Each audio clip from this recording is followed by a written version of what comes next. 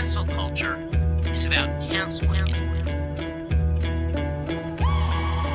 Up yours. Woke moralists.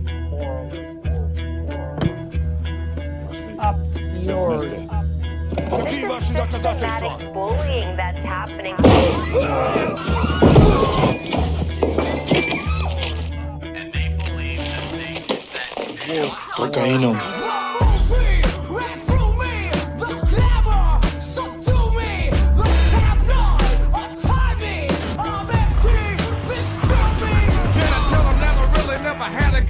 But it's the wax that the Terminator X spun. Now they got me in a cell cause my records they sell. Cause a brother like me said, well, it's born like this, it's born like this, immaculate conception. I transform like this, perform like this, which yells you a new weapon. I don't contemplate, I meditate, then off your head. This that puts against the bed, this that I got realness, I just push, cause it's in my DNA. I got millions, I got riches building in my DNA. I got gunk, I got evil that rot inside my DNA. I got off, I got trouble, some heart inside my DNA.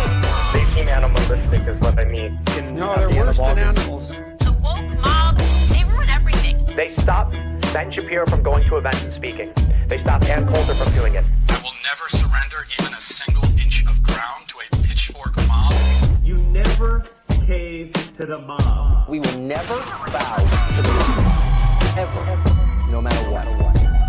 Do you see the final expression of cancel culture in terrorist groups like We'll see who cancels who. They want you to comply. Yeah, it's showing chat on screen. Is that new?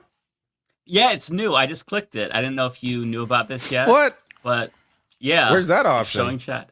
It is at the top of the chats. There's a little like box you can click. It says beta. Oh yeah. Wow, Yeah, that's we can pretty turn cool. it off if you want. I think we'd looks have it on really, for now, especially because no one's spiffy. there. I think Yeah, once someone's in yeah. that corner, I guess it'll be rude to keep it on. But for now, it's Right. it's good. Yeah, if they behave, So how they y'all get to stay doing? on screen. Doing well. How are Good. you? How are Doing you? good, doing good. Good. Well, that's it. All right. Well, it's nice seeing everybody. The title of my video is literally chatting about ... something because I have no idea what we're talking about today. Yeah. Yeah. We can talk about the Knicks right now. What's that? I mean, the Knicks are. I'm neutral on the Knicks, but I do like seeing teams that don't normally win. So I'm always for Is the this a underdog. hockey team or a No, this is basketball team? basketball. That is basketball. I'm not a big Okay, basketball okay. guy, but this has been every Knicks playoff game has been extremely down to the wire, so it's been entertaining. Very Are they close leading the games. series or are they down? They're down. If they lose this game, they're done, and they got to win. They got to win 3 more.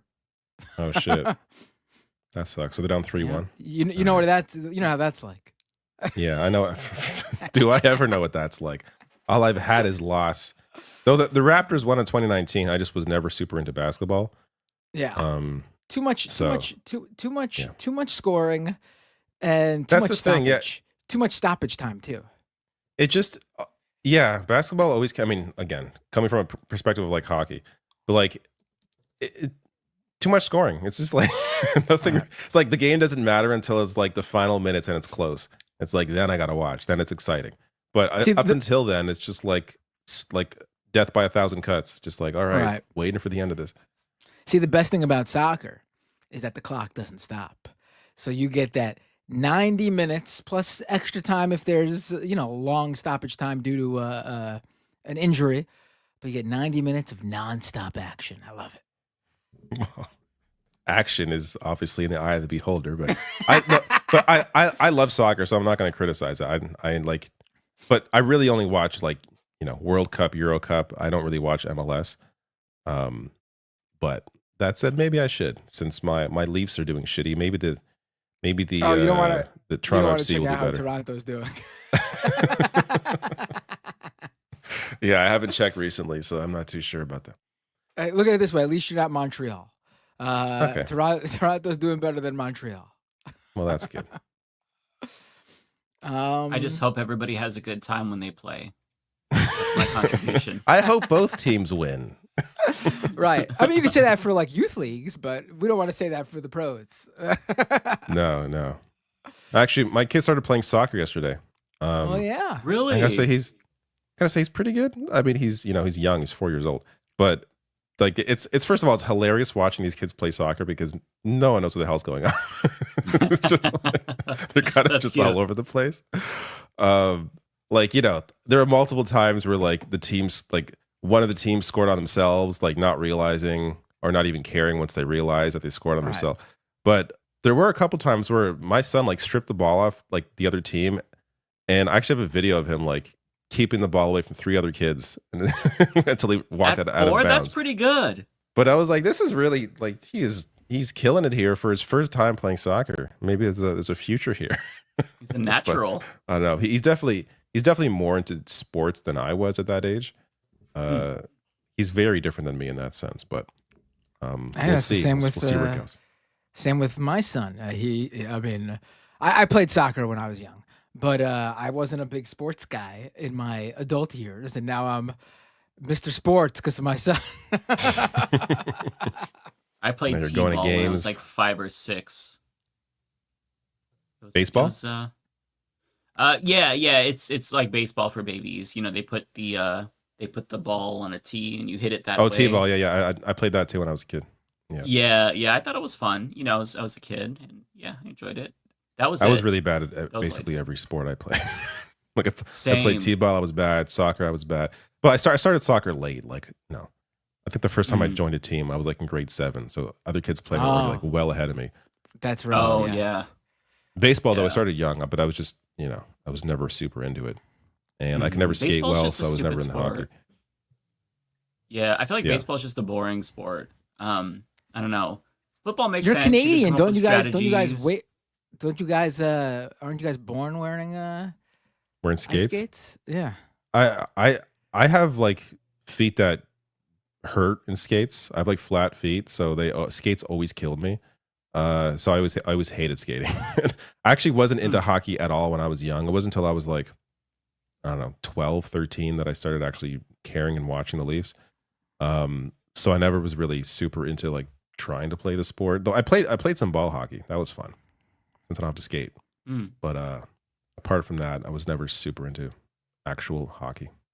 1994 Rangers was the peak of hockey for me, and then it's been all downhill from there. I was a huge hockey fan in '94, watching every game, knew every single player on the Rangers. I still remember some of them. That's how much that year is ingrained in my head.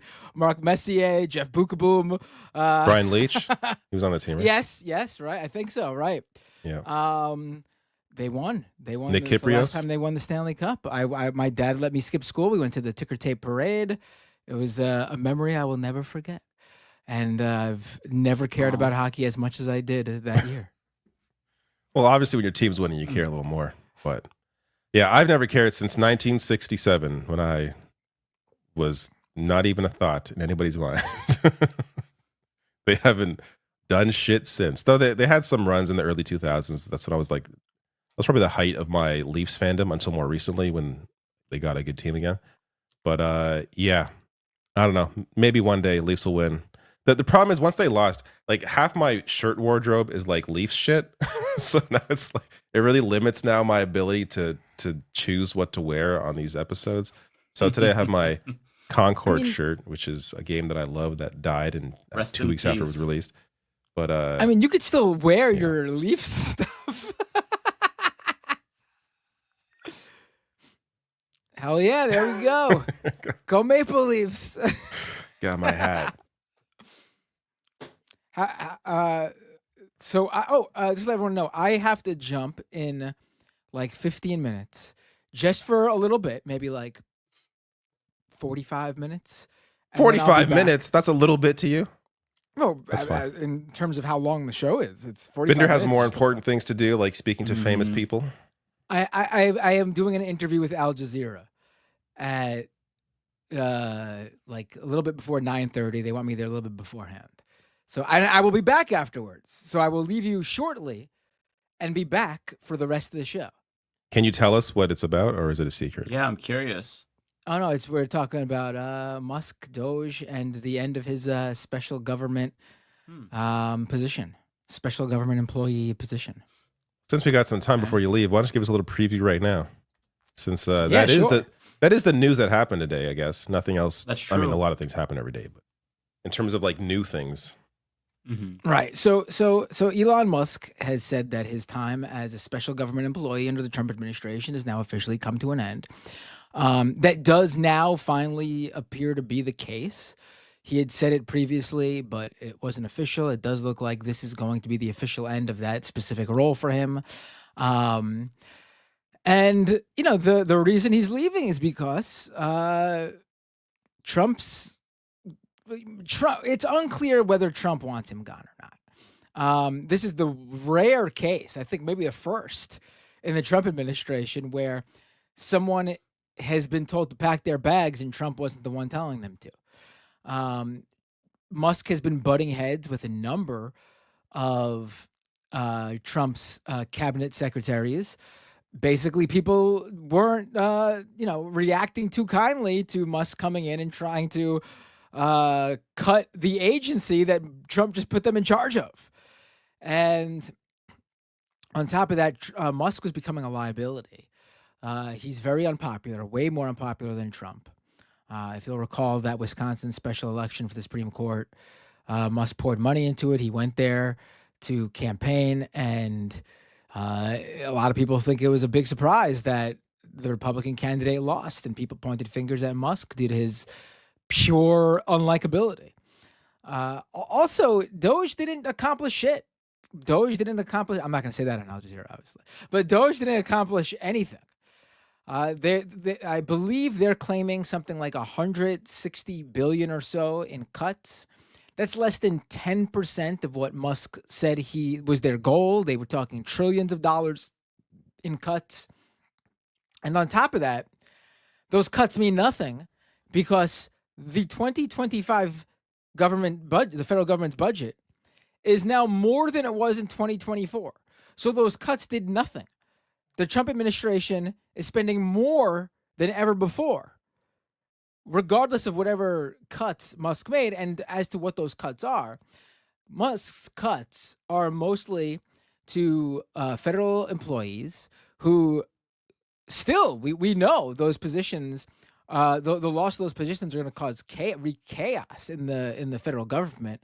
We could just take the national parks as one perfect example, because with the summer months coming up, the national parks are projecting that there's going to be some real issues dealing with all of the tourists and people coming to take advantage of America's beautiful natural resources. They're national parks, and they're not going to have enough park rangers to handle the incoming summer traffic.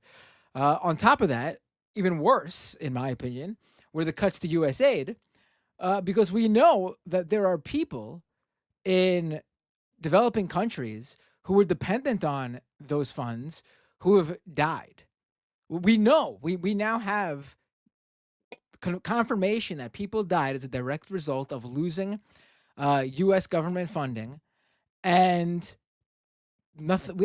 Not that this would make it worth it, but on top of that, there's nothing to even show for it because we're spending more than ever. So Musk set out to cut trillions of dollars and ended up cutting shit. In fact, the government's spending more money than it was last year.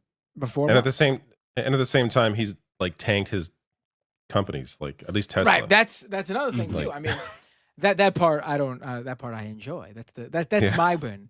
That's the win I got out of Musk as special. So maybe it's a net employee. benefit. Yes. Somebody said Musk that the companies- one fraud and abuse that Doge got rid of is Elon Musk, because he's now gone. So congratulations, Doge. You accomplished at least one good thing. I mean, it was a fraudulent, abusive project in the Trump administration. It claimed it was going to cut all this money, and at the end of its tenure, the government's spending more money than ever before. That sounds like the definition of fraud to me. Yeah, and you brought up Tesla, which reminded me. I don't know if you all watched this video. I have to share this with you. This was amazing. So Chris Cillizza, CNN's resident doofus, he said, over the weekend, someone defaced my Tesla. I talked about why making everything political is dumb and why it's driving us further and further apart. Now, when somebody tells you that their Tesla was defaced, what images does that conjure? Like, somebody keyed it or they spray painted it. Right. Something pretty significant that's gonna, cost Maybe him some money. Molotov cocktail.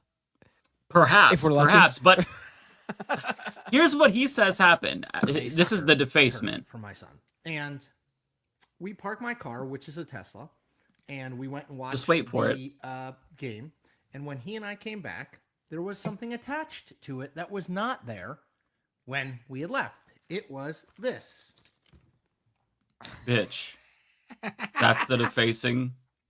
Some sticker thing somebody taped to your fucking car. Somebody saying kindly Musk is taped a Nazi. sticker to your car. And then he took to the internet to make a video about this sign. My brother in Christ, you are not a victim. What are you doing? Yeah, he wants to be the center of attention. That's that's the reason to be like, look at what happened to me. Like that's all this is. And then I can't believe you made a video about this. Yeah. I'm distracted by that prop typewriter behind them, actually. Like, what a bizarre setup that is. Oh, yeah. It's not even on a desk. That's not a desk. Why you got a typewriter on your dresser drawers? Right. I don't think he uses it pure. Yeah, like, well, that's I have a CRT right here. You can't see it, it's off screen, but it's on my other camera angle. I use this TV. I have a GameCube hooked up. Like there's a PS2 there.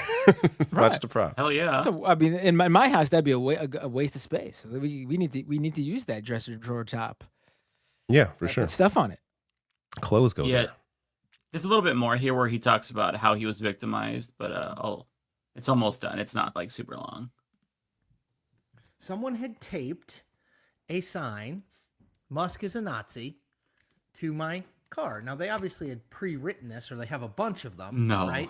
But "Musk is a Nazi" taped to my car. So this is the first time I've experienced the sort of politics of Elon Musk and Tesla, and I wanted to talk a little bit about it because the journey I have had with this car is in some ways a journey of I think a lot of people have had with politics. A nice advertisement for his Substack. What?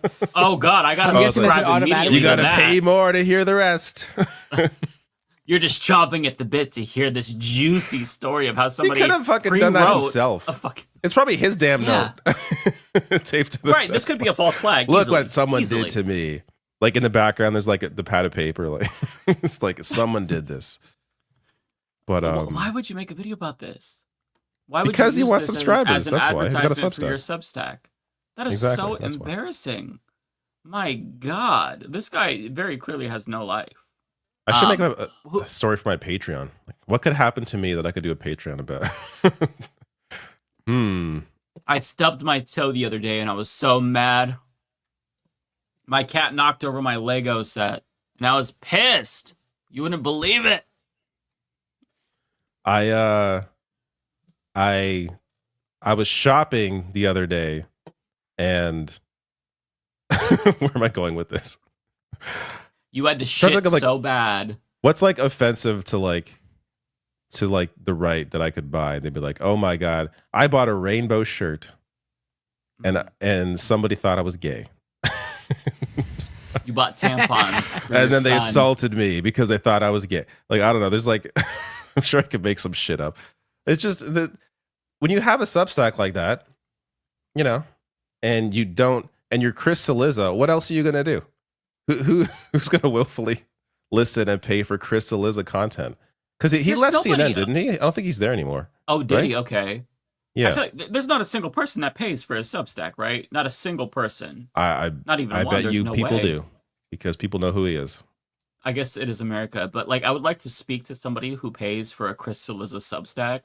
What exactly is the draw specifically? Because in any video he's ever seen on the internet, if you look at the comments, every single person is rightfully shitting on him, even if he's not saying or doing anything offensive. It's just he's easy. Like he's an easy target because he presents himself as like apolitical, but he has an agenda. You know, it's not super subtle. It depends on what he's talking about, but he'll do these videos about, you know, how Bernie, especially during the 2020 primary, very he was anti-Bernie Sanders, but he tried to like present it in this passive aggressive way or like both sides way. It's just very disingenuous. He's completely fake, and nobody talks like this 100% of the time. Like, excuse but he me? does.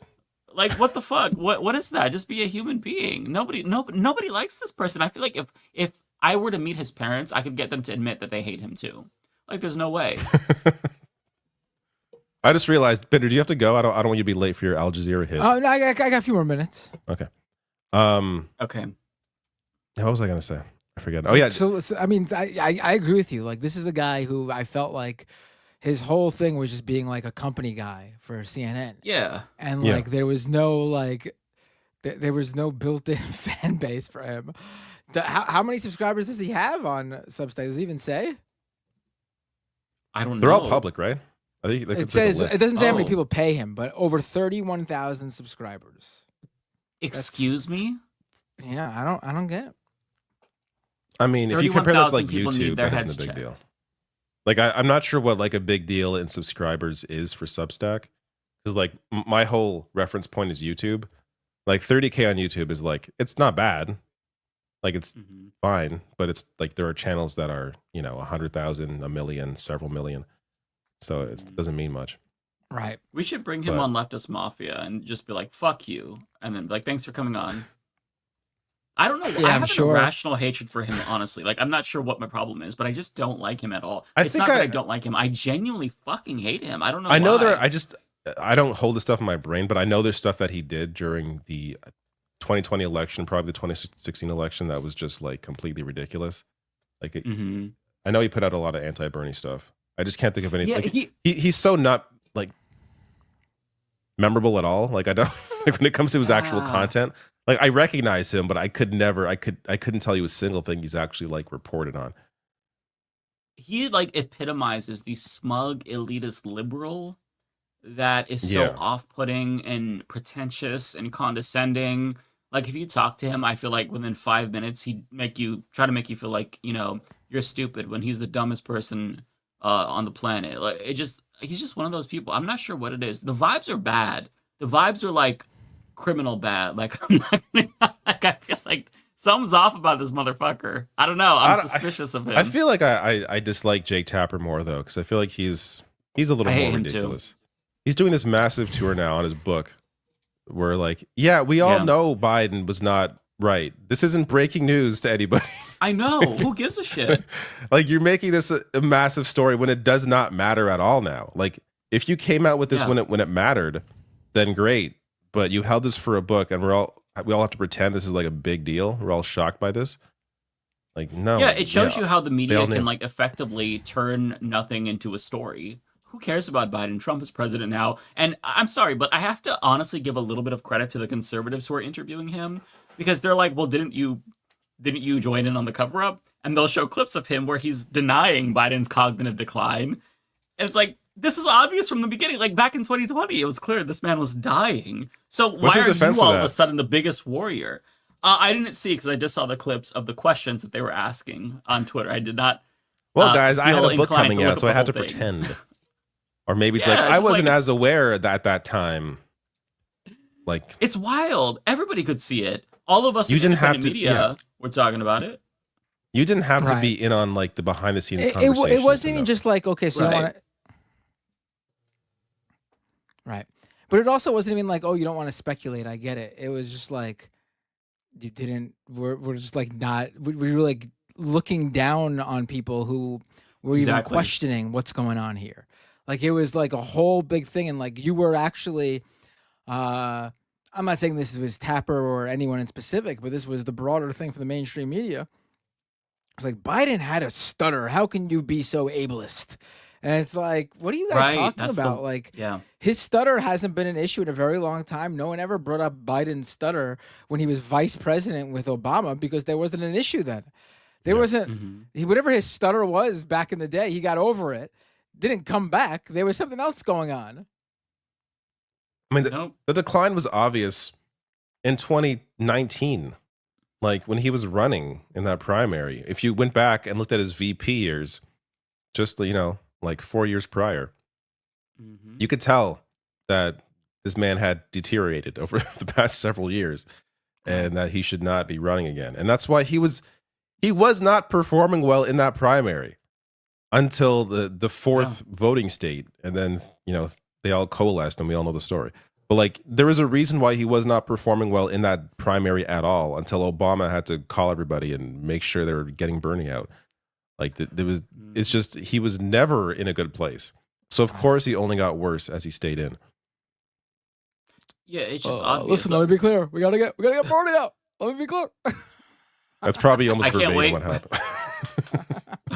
I can't wait for 2029 when Jake Tapper releases his book about how Trump is a fascist, and there was this cover up to hide his fascism. Like, nobody was talking about this. It's so crazy to me. Like, how phony is this? And the fact that CNN is promoting it so much as well, not just Jake Tapper. It's so crazy. Like, how can you give it? I genuinely do not give two shits about this fucking story. It doesn't matter anymore. Trump is the president. Joe Biden is like dying. Who cares? Yeah, there was a cover up, but like, who believed the cover up? It was so obvious. Like, anybody with two eyes could see that he was very clearly in cognitive decline. So to the extent that there was a cover up, it was the worst cover up in the history of cover ups. I mean, what are we doing here? Why are we talking about this shit? Wild to me. What? Just wild. American pundits are so stupid. You know why? This was saved for the. It's a nice distraction. This point was made already, Yeah. but again, this is saved for the book. This is stuff that should have been out when it was relevant. Can't make money off of it though, right? It's also a way to be like, look at me. You think CNN is so far left, but actually here I am writing a book on how bad Joe Biden was. So look at that, conservative media. I'm actually really good. You should like me. Like, these people are always trying to appeal to the right wing because their whole existence is based on not offending the right. So they just jump at the chance, jump at the opportunity to have a book like this where they're criticizing, a Democrat to show everybody, look, I'm actually one of the good ones. Like, fuck off. Like, completely missing the mark on what's important. Right. No, that's right. That's absolutely right. All right, guys, I'm gonna go do the thing. Please do it with I'll that be hair. back. Thank you. Oh boy, what just happened? Oh my god. Gotta get ready for the interview. Oh, damn, you didn't notice. I shouldn't have said anything. Here's my clown.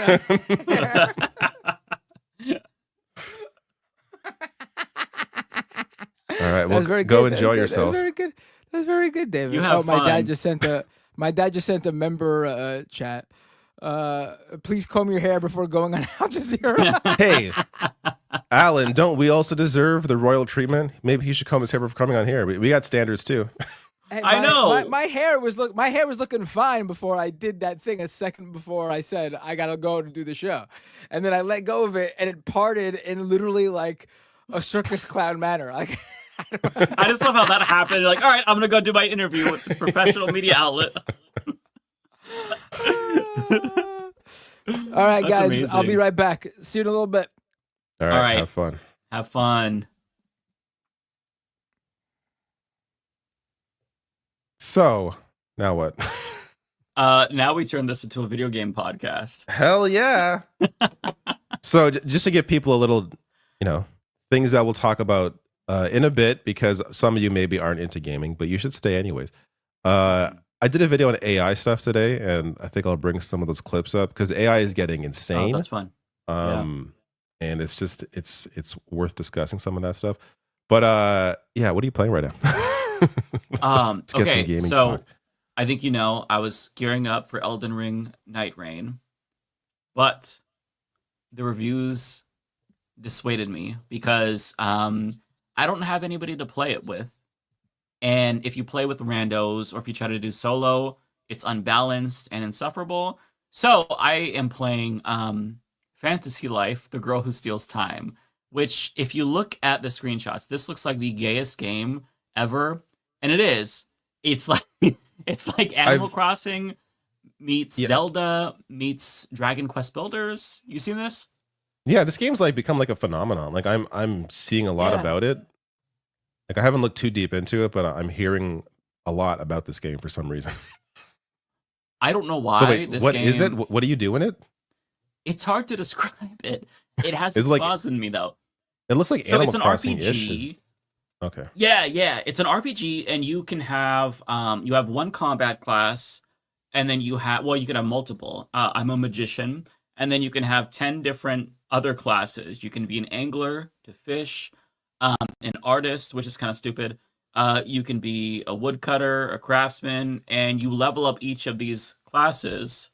And you, I guess I don't know like what the main point of doing it is, but it's really fun. There's like a huge open world that you can explore. Then there's like different islands you can go to. It's kind of like one of those mindless games where you can just do what you want. The story's pretty shallow, but yeah, it's actually pretty challenging for the way that it looks. Is it an action RPG or a turn-based RPG? It's action, actually. Yeah, the combat's a little bit janky, but it's like hack and slash. Yeah, basically, it's fun enough. The camera's a little bit fucky, but it's surprisingly very, very fun. Apparently, this was a game on 3DS, but it's now, I guess this is the sequel, and it's incredible. I'm really enjoying it. It's not perfect by any means, but it has its claws in me for sure. I'm gonna put this on my Highly list as recommend. something to look into more because I feel like I would probably dig it. It's a nice game to just listen to podcasts to. Yeah, that's like I love a good podcast game. Obviously, I don't want all my games to be podcast games, but I do enjoy a game where I could just sort of play and listen to a podcast. Like the Rocket League is a great one for that. Like a lot of my podcast games tend to be more online games where I don't care too much about losing. Like Rocket League, I love playing even if I lose.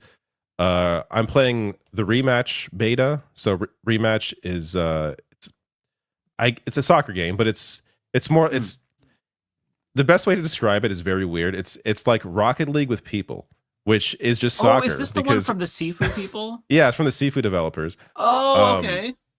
And yeah, the open beta just hit PS5. And there was a beta on Steam earlier as well that I played a bit of, but I prefer playing on the PS5. And it is really fun. Like it's one of these it's like Rocket League in the sense where I can hop in, enjoy a few matches, hop off, or play for a bit, let's do a podcast. Like I don't have to think too much. And it's very deep. Like you can tell there's a lot in terms of your ability to really control the ball. And like it's I would say it's a little tougher than Rocket League in the sense that you really have to aim in a way where you're controlling the camera, but also the camera controls where you're aiming. Whereas Rocket League, you can have the camera kind of just like follow the ball. That's how I tend to play Rocket League. But here you're controlling your character like a third person character. So you really have to focus more on where you're aiming, and it's very well done, and it runs well, like no issues in terms of the online play. It's coming out later, I think mid-June or late June. So it's almost out, and I can tell like this is a game I'll be playing for like 10 years. Like Rocket League, I've been playing for 10 years. Rocket League came out in 2015, and I played that when it first released, when it was still like a properly priced. I think it was like a $20 game when it came out, but then it ended up going free to play.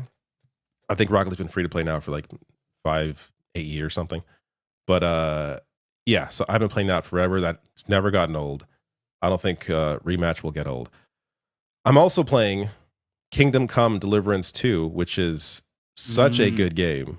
And it's one that I thought I was going to bounce off of because it's very, like, it appears very unapproachable in the sense that your character gets hungry, like you have to eat, you have to sleep. If you don't sleep, you could die. Like there's just simple like survival things you have to worry about. So that's like immediately I'm thinking, okay, this is like too much. I don't want to think about all this stuff. But when you're actually playing it, it's not as complicated or as tough as it sounds.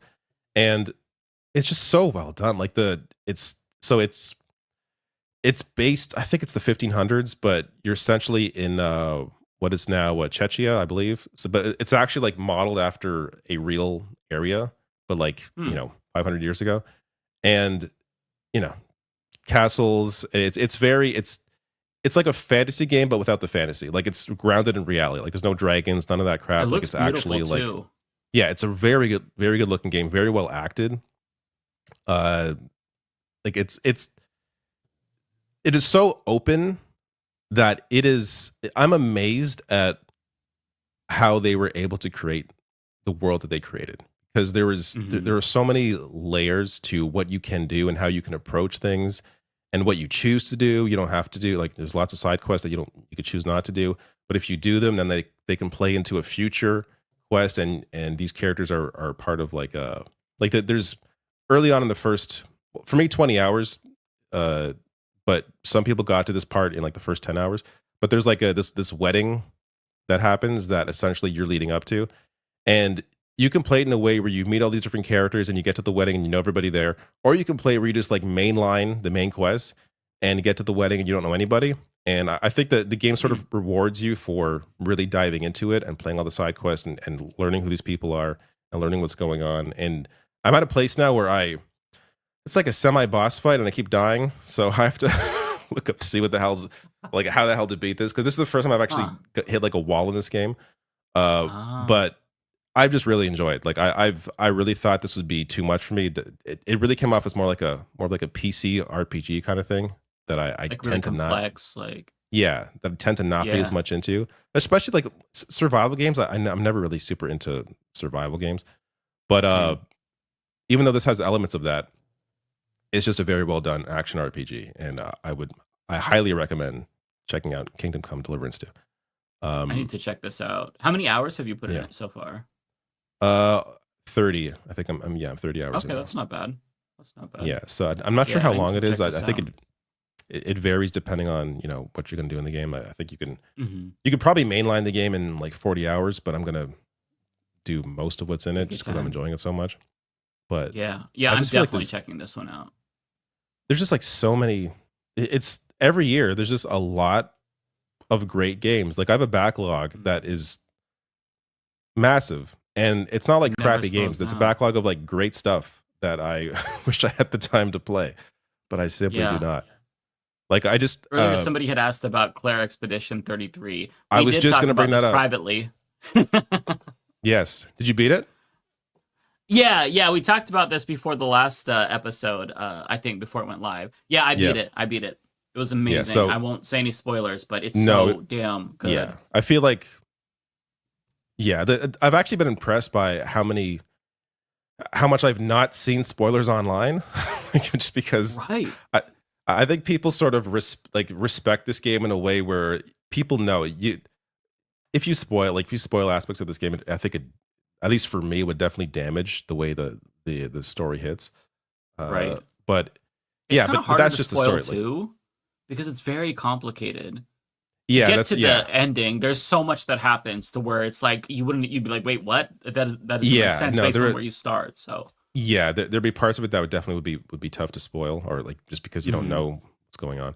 But yeah, everything about that game is so well executed. Like just this is it's from a small team, but it's worth mentioning. I'm sure there was a lot of contracting that they did to make this, because even though the team was like 30 developers, the game comes off like it's like a team of like 2,000 people that made this, because we're talking about just the plot, the voice acting, the acting very, generally, very polished. The music, the depth, the music, the music's amazing. The depth in the combat and just the layers to the combat. Like when I first saw previews of this game, it reminded me a bit of or at least the way it was being presented was more of like a turn-based RPG that you have some say in. I was thinking like Mario RPG, or like Mario and Luigi games where you tap a button as you're hitting the guy, and that element is in there, but it's so much deeper than that, and each character has their own version of like their own depth to how they approach these fights, and the layers upon layers that you can do, and combining different characters together to achieve various ways to hit the most amount of damage. Like the turn-based combat, it's got to be the best turn-based, like just in terms of the system that I've ever played in a turn-based RPG, just because of how deep it is. Yeah, it kicked my ass, but it was so fun. It was so rewarding when you hit that parry. It's like, you kind of get cocky sometimes, and you should dodge because you don't know the move set, but you try to parry and you get fucked up. But then when you actually get the parries right, it's just amazing. I love how our viewership is falling off a cliff since we started talking about video. Fuck you guys. That left anyways. I gave them the breadcrumb. We will talk about the weird AI shit, and then maybe whatever else comes fuck up. This, we're ducking. I talk about so they can talk about sports, right? That's sports, I guess, is It's more a little more universal, universal maybe? for some people. I don't know. Yeah. It depends. It depends the age of our audience, because not saying people that are older don't play games, but there is definitely like a fall off when you get a little bit older. Yeah, that's true. I do appreciate all of the sweaties that stood for the video game conversation. I'm among them. I also started playing Doom: The Dark Ages since it's on Game Pass. How do you like that? It's odd because when I'm playing it, I'm enjoying it, but when I'm not playing it, I'm not thinking about it. So it hasn't like glued me in a way that I thought it was going to, because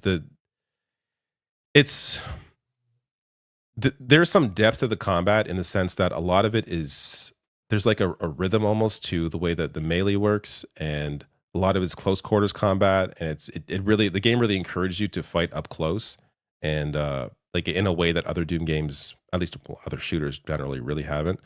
So there's an element to it where you're like, there are these attacks that enemies will throw out where they're like these energy attacks, and like 2 of them will be red, one's green, so you have to parry the green one to be able to knock down their shield, to be able to attack and actually kill them. Like there's a lot of like, parrying is essentially is at the heart of how the combat operates, which I find really interesting, and I like that aspect of it.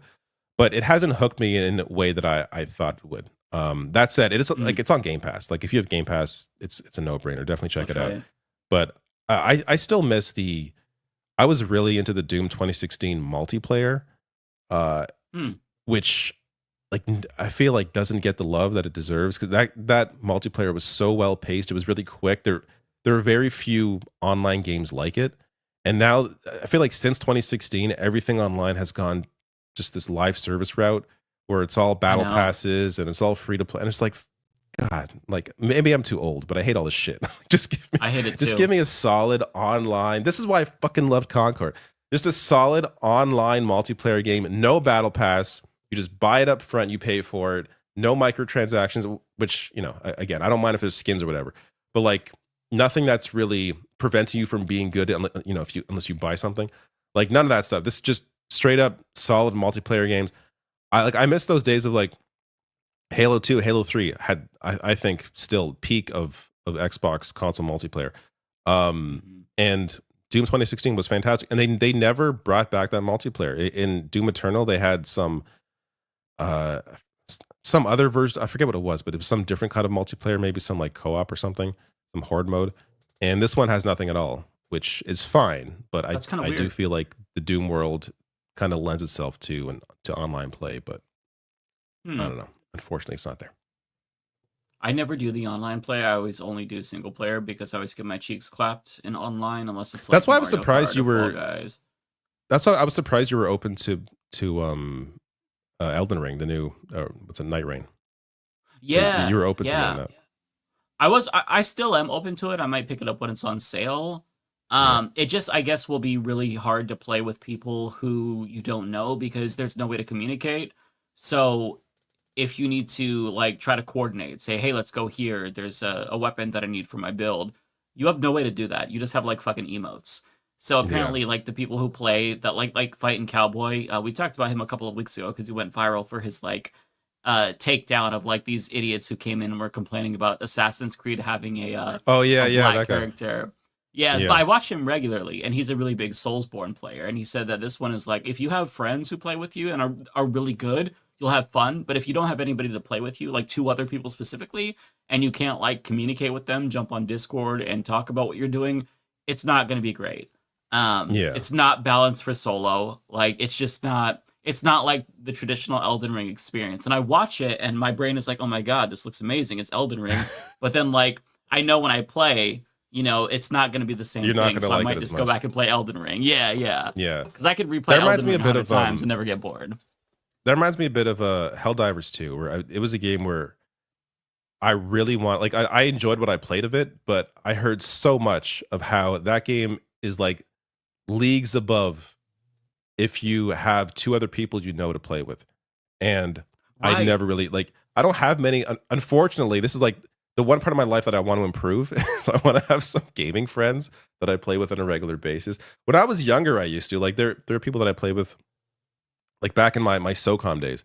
that I, played SOCOM with and had really close buddies. But, those days are gone. Those people are no longer playing as many games. So there's not, I don't have any, I don't have a gaming group anymore, which I feel like my life is sorely lacking. But the other issue is I've, a son, my schedule's weird and I don't have free time a lot of the time. And if I do, it's late. And sometimes I don't want to talk to anybody. You know what I mean? Like, at the end of my day, I don't really want to be chatting on an online. Yeah, I want to like turn my brain off and I want to just, put a podcast on and play something, and I don't want to have to coordinate. I don't know. It just almost feels like extra work to have to talk to people. Yeah, which I get that it'd be fun sometimes, but there's energy involved in that and a cost socially, like to where you have to schedule it. You have to like make sure you're free that night. Like it's just, like stuff that I wish I had the time for that I don't. That said, Arc Raiders, I played the Arc Raiders beta. That was brief. I think like it was out for like a few days, but that was a lot of fun. And that's, I guess, it's an extraction shooter, which I haven't really played too many of those. I played a bit of Concord, which is not Concord, Marathon, the Bungie one, which is also an extraction shooter. I could not get into Marathon as much as I appreciate Bungie's history and, in terms of the way that they, like in terms of the moment to moment, just gunplay, Marathon is great, just as Destiny is great, just as Halo is great. But Marathon didn't have much else that really grabbed me. Arc Raiders, though, was just, it's third person. Each group, I think it's groups of 3. You could go in with 2 other friends, which again, I'm sure is much more fun than going in solo, but you can still matchmake with 2 other people on your team. And I was actually surprised. People were like voice chatting, like strangers were voice chatting in a way that I hadn't really seen since like, the SOCOM days. I feel like now everyone turns their mics off if you're playing with strangers. I know I do most of the time, but I was actually impressed with the amount of teamwork that was between strangers on the Arc Raiders. But it's just a very like the aesthetic of that game is very unique, and the world is huge, and it's just it's this mix of like sort of quasi post-apocalyptic worlds mixed with like just robots or small robots or just giant ones that can attack you too, but you have to work together to extract items and I don't know. I played just a few hours of it, but I was actually impressed by what I played, and it already has like a big community hyping it up, so it looks like it might actually survive. That's one of the biggest issues with these sorts of games is they tend to just release and die. But yeah, well, to be fair, not even single player games die if they're not live service. Not that like a game I like is dying, but I saw that the sales for the first Berserker Kazan did not meet expectations. So I'm like, so we're not gonna get a sequel. Oh, I guess you really sucks. like That's like my game of the year. When it first hit, I heard a lot about it, and then I forgot it existed like a week later. Yeah, it's amazing. I'm so sad. Hey, Rebecca, what games are you playing? None. We decided to monopolize the discourse for the episode and just talk about video games. But it's nice to see you. I know. I needed to pop in because I'm like I haven't been here in a month. I think the last time I saw you, I was on the 1st of May. And seriously, it's been that long? What have you been up to? Yeah, I feel like it's been a long. I celebrated a birthday, and then happy birthday. That's right. Happy birthday. Thank you. On May 15th, I turned 35. 35 years old. So my goodness, half of 70. I know. Well, yeah, please don't do that. I was 70. Don't do that. But yes, half of 70, but not 40. Yeah. So it's still young. It's still young. Right. It is. I mean, I feel I'm tired, but I'm still young. So that's what it was. So I've been doing a lot. My family had came up, but not for my birthday. My sister's birthday was actually the week after, but my nephew had graduated middle school? No, he graduated 5th grade. So he's going to middle school. Aww. So I planned a little shindig for him. And then So then I've been doing a lot of family stuff, handling some family stuff. And even when I tried to take myself out to dinner, I was tired. It just was I was just sleepy. I was tired. I feel a little bit overwhelmed. So I kind of just been laying low. Last week when we were having the communication issues on Twitter, when you sent out the link, I was like, yeah, I'm gonna be there. I was asleep. Okay, so that's what happened. But that's what I've been up to. I feel like the way you describe it is me 100%. Like, I just feel run down lately. Like, everything feels like it takes twice as much energy. Yes. Yes. Just like, and like what you said about like treating yourself to dinner. So for like 4 weeks, I was like, okay, I'm gonna go see Sinners this weekend. I really want to see it. I'm gonna go see it this weekend. I'm gonna go see it this weekend. I never saw it. I just I chose to sit on my ass. I don't know what it is. I don't know if it's like the atmosphere that we're in currently, or just our age. We're all not that old, but like, I don't know. Like what you said resonated with me because I feel the same. Everybody's saying that they're tired. I've actually seen that on a lot of different platforms for different reasons. People are just like, it's just tired season for everyone. I don't think it's an age thing. Yeah. I think everybody's just overwhelmed, overworked, are mentally stretched. And then on top, we have personal lives. So you got to take care of personal things on top of course, we talk about this often, what we do here. That's why I tap in with my therapist and I tend to touch grass. I will, Smart. Y'all know this, I'll go ride bikes, go on runs. On those runs, I'm talking to myself. I'm listening to a certain type of music. In this time when I feel this way, I can't watch certain things. Like I won't watch things that are dark on television. Like that are just same. Yeah. That's why I never watched The Last of Us. Like I never and now I'm glad I didn't get into it because apparently season 2 sucks. So I'm glad I never watched it. I haven't watched that one either. And that was on my watch list, but I never watched it. Just like depressing. I'm like, I can't watch like post-apocalyptic depressing TV shows or movies. Like why do I want to leave this to escape into that? Like it's just not right. That's not an improvement. Like I don't know. Yeah. I'm not even watching political content very frequently. I used to like consume a bunch of news just when I wasn't doing my own, just to keep up. And as soon as I'm done with whatever, like doing my own research and finishing my video, I tune out completely. I just can't even tolerate a little bit of politics. It's just so overwhelming. I agree. Even if it's like not super depressing news. I mean, everything is depressing, but even if it's like not bad, it's just so like, I don't know, it's insufferable to me. I'm not sure what, well, I mean, I understand what like political fatigue is real, but like more so than usual, I feel like this year. No, it's been that way. Even talking with different panels, I feel like it's been getting a little weird in that space too. It's just like, I'm overwhelmed, underwhelmed, and I don't want to keep consuming, even if it's the smallest news, like yesterday's news or the day before, things that are happening at the Breakfast Club and stuff. Just getting online and seeing how people giving it up right now is ridiculous. Seeing more people that underneath spaces that are harmful or harmful rhetoric. I just don't want any parts of it. With the abuse conversations and seeing how all the conversations are happening within that was so sad for me to see people that I know encouraging conversations that basically make Cassie a liar or over sexualizing her, saying that she deserves it. I'm just like, I don't want no parts of this. It's women and men. I just don't want any parts of it, like at all. So it's just all exhausting. There's just so much. I'm tired of shitty people getting celebrated or defended. It's also overwhelming. Society is just so, I don't know. I feel like our culture is just like toxic. Where if you are the biggest piece of shit ever, you will be propped up. You will be defended just because people want to be contrarians. I don't know. It feels like I feel like I'm very like, I don't know. Like I feel kind of like, I don't know what the right word is to describe it. I don't feel attached to like our culture. Or 100%. Society. Like I feel like I'm kind of an outcast just because I don't want to be. I constantly think of that.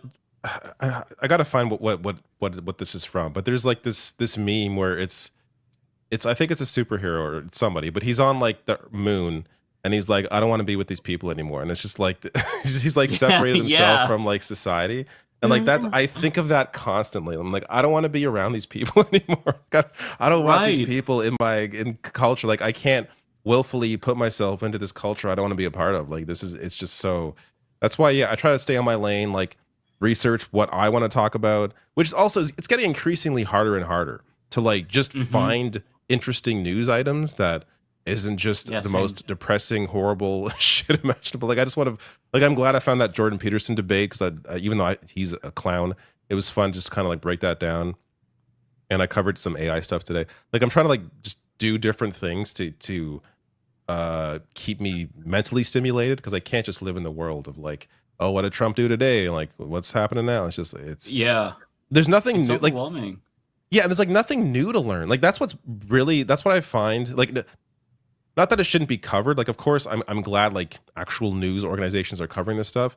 But in terms of just what I like to cover and the kinds of things that I feel like I when I choose something to discuss, it's because I have an angle. Like I have something to say about that topic. I have nothing more to add to Trump. We all know who this man is. We knew it before he was elected. There's nothing new to learn here. Like I don't know what else to add to the conversation that I haven't already said over the past 8+ years. Like it's depressing. We've said everything that needs to be said, basically. Yeah, there's no like there has to be some kind like this fatigue for sure, but it's been like we've been trying for how long? 8+ years, like you said.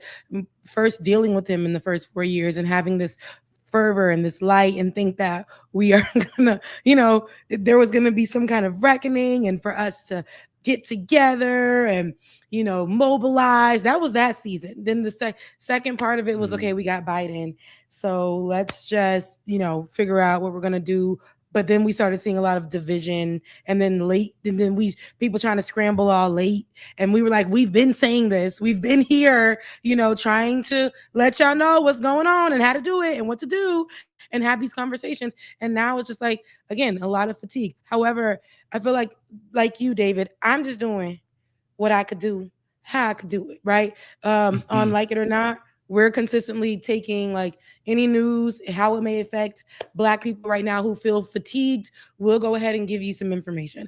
We'll do that, and then we'll go live our lives. Once the computers are shut down, the cameras are off, we go pour into ourselves however we can because we have our own lives. There are issues outside of what's going on. So we've given you what we can. Of course, we need you to stay informed because of the misinformation out there. If we don't do it, we know it's going to get worse. So, but after the camera shuts down and the computer shuts down, that's it. Whatever I choose to put out there, I keep a certain thing in mind. I'm not going to do Donald Trump and solely Donald Trump and him picking his wedgie and doing all this. I'm not doing it. I'm just not. I don't care. I don't want to talk about his wife. I would do a video on him picking a wedgie. That's the kind of content Mike lives for. That's the kind of shit that I want to look at. Because it's like, how many times can I talk about his authoritarianism? Like before the election, I did my best to warn people. After the election, I'm saying this is authoritarian, that's authoritarian. And like it interests me from like a political science perspective, and I like to bring in those opinions. But after that, it's like, what more can I say? Everything he's doing is not surprising. It's destructive, but how many ways can you say the same thing, that this is destructive and he's killing democracy? It's just exhausting. So like, I try to find like different types of stories to talk about because I mean, it really bogs you down. Like this week I did the dumbest fucking story about Marjorie Taylor Greene arguing with Grok on Twitter, and it was so unsubstantive. I went down like a little rabbit hole with like the Evangelical Alliance with Republicans, which was really fun for me, just kind of like a palate cleanser. But like just trying to find like when you absorb information, you let a little bit in and then you close the door immediately, and then you got that little bit of information and you build off of that. Anything else is just overwhelming. Like I cannot tolerate Twitter right now. Like I have never used Twitter so little. Like I go on for like 5 minutes a day. I'm never on there. That's it. Yeah, I'm never on there. It's just Threads so is toxic. insufferable right now, though. Threads is like a lot of people from Twitter finally migrated to Threads, and it's just very like that's where I see most of my stuff, but I love it because I forget about Threads at times. So I may be active on it, but then when it gets so crazy, I won't use it. And then I won't use it for a while. And then I'll get back on there and be like, okay. But you know what? I never be on. Sorry to them people. Blue Sky. I'm on Blue Sky all the time. I do use that. Yeah. I don't and I like this is the secret to social media, and this includes Blue Sky, Twitter, whatever. Block liberally. If you see someone that annoys you, just block it. Block them. I block, like, people will show up in my replies like wanting to argue with me. Blocked. Like I don't even finish reading the sentence. Like I'm done. Blocked. Like I don't need to fucking hear you. Like I don't. It's just that has made my ability to use social, because look, if I didn't do what I do, I wouldn't be on any of this shit. Like I'm not gonna be on. Like, why would I be? Why would I be on Twitter if I'm not covering political content? Like there's no reason to be on there. But I feel like news breaks. Unfortunately, news still breaks on Twitter sometimes, so I have to be on there. But I'll block all the bullshit. I won't read replies unless I feel like I need to for some reason. I'm also engaging in a lot other, like, I'll just have gaming conversations or talk about like sports or whatever on social media more as well, just as a way to kind of get my head out of the political space. So that kind of helps as sort of like a palate cleanser. But yeah, Blue Sky, I just find it reminds me a bit of like what Twitter was before it went insane, where there are people on there that I like reading, like I enjoy seeing their posts, and I think it's fine. I think it's pretty good. So compared to Twitter, it's much better. Yeah, no, I'm every time I get on Twitter, I got to get on and talk to y'all, and I do that with my other show. That's what we talk on. But other than that, I don't utilize that app at all. I'll delete the app, but that's how we communicate. But other than that, like when I do happen to like stay on for 4 seconds too long, the first thing that I see is always either propaganda, just people arguing with each other, and it could be like officials. And I'm like, yeah, get me off of this. But the thing I do like, David, about Threads is when people trying to get at you, because a couple of my stuff, this is what Threads does. It'll send my stuff to no one and everybody. So it'll recognize me and like other Black people and put us in this little group of people. And you say something, you don't know if your thing is going to go viral. I don't care for it to go viral because I just want to stay in my thoughts to be where it is. That little thought will go viral. Everybody have something to say in it. But I love that when they're trying to go off on me under my post, I could just say hi for everybody. Nobody's going to see what you're trying to say. Oh, yeah. You're never it's never going to go anywhere. So you think you got something on me? You think you ate in my comment section? You didn't. You're going to starve because no one's going to see that. So that makes me feel good too, because it empowers me to, combat people who they cuss you out over you literally saying, I love this character. And they'll be like, oh my God, how dare you like this character? You heifer, you this and that, you're anti this. You're so stupid. I don't get why. First of all, it's hard for me to, at this point, even know who's actually real or who's doing things for kicks, who's actually giving a real opinion, who's doing it for a reaction. So but what is the life of people that show up in other people's replies to argue with them over what they posted? Like, why? What's the point? It's one thing if it's like a friendly discussion about something, whatever.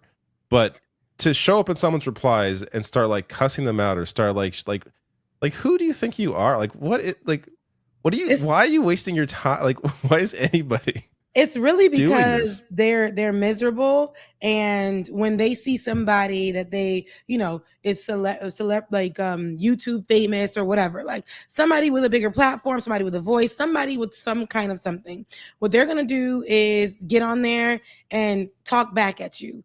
Somebody from my high school, it wasn't my high school. Somebody knew from 9th grade thought they can go back and forth with me. Like, oh, Rebecca, you know what? I don't even know you. I don't know anything about you. I'm a grown woman. I don't know nothing about you. Look, I'm 35 years old, not 15. So like, as my camera goes out. So get away. So I say this to say, I'm going to change my battery, but these people get online to go after you because they need to get that off their chest, especially if they feel like they know you. It's like a moment for them to have some kind of control in your in your comment section on YouTube, tell you what to do, how to do it, well, how to wear your hair, what content to cover, tell you that it wasn't good, they're going to unfollow you. They got to announce it. They got to announce that you're not good enough. Yeah. And yeah, that's what YouTube also has that feature where you hide their account. So like, oh, really? oh yeah, you just there are many people that I'm sure still cuss me out to this day on YouTube, and they think people are seeing their replies and nobody's seeing your comments because it's hide from this account, but they still see their posts, so they still think your comments showing, and or their comments showing, and it's not there. It hasn't been there for years.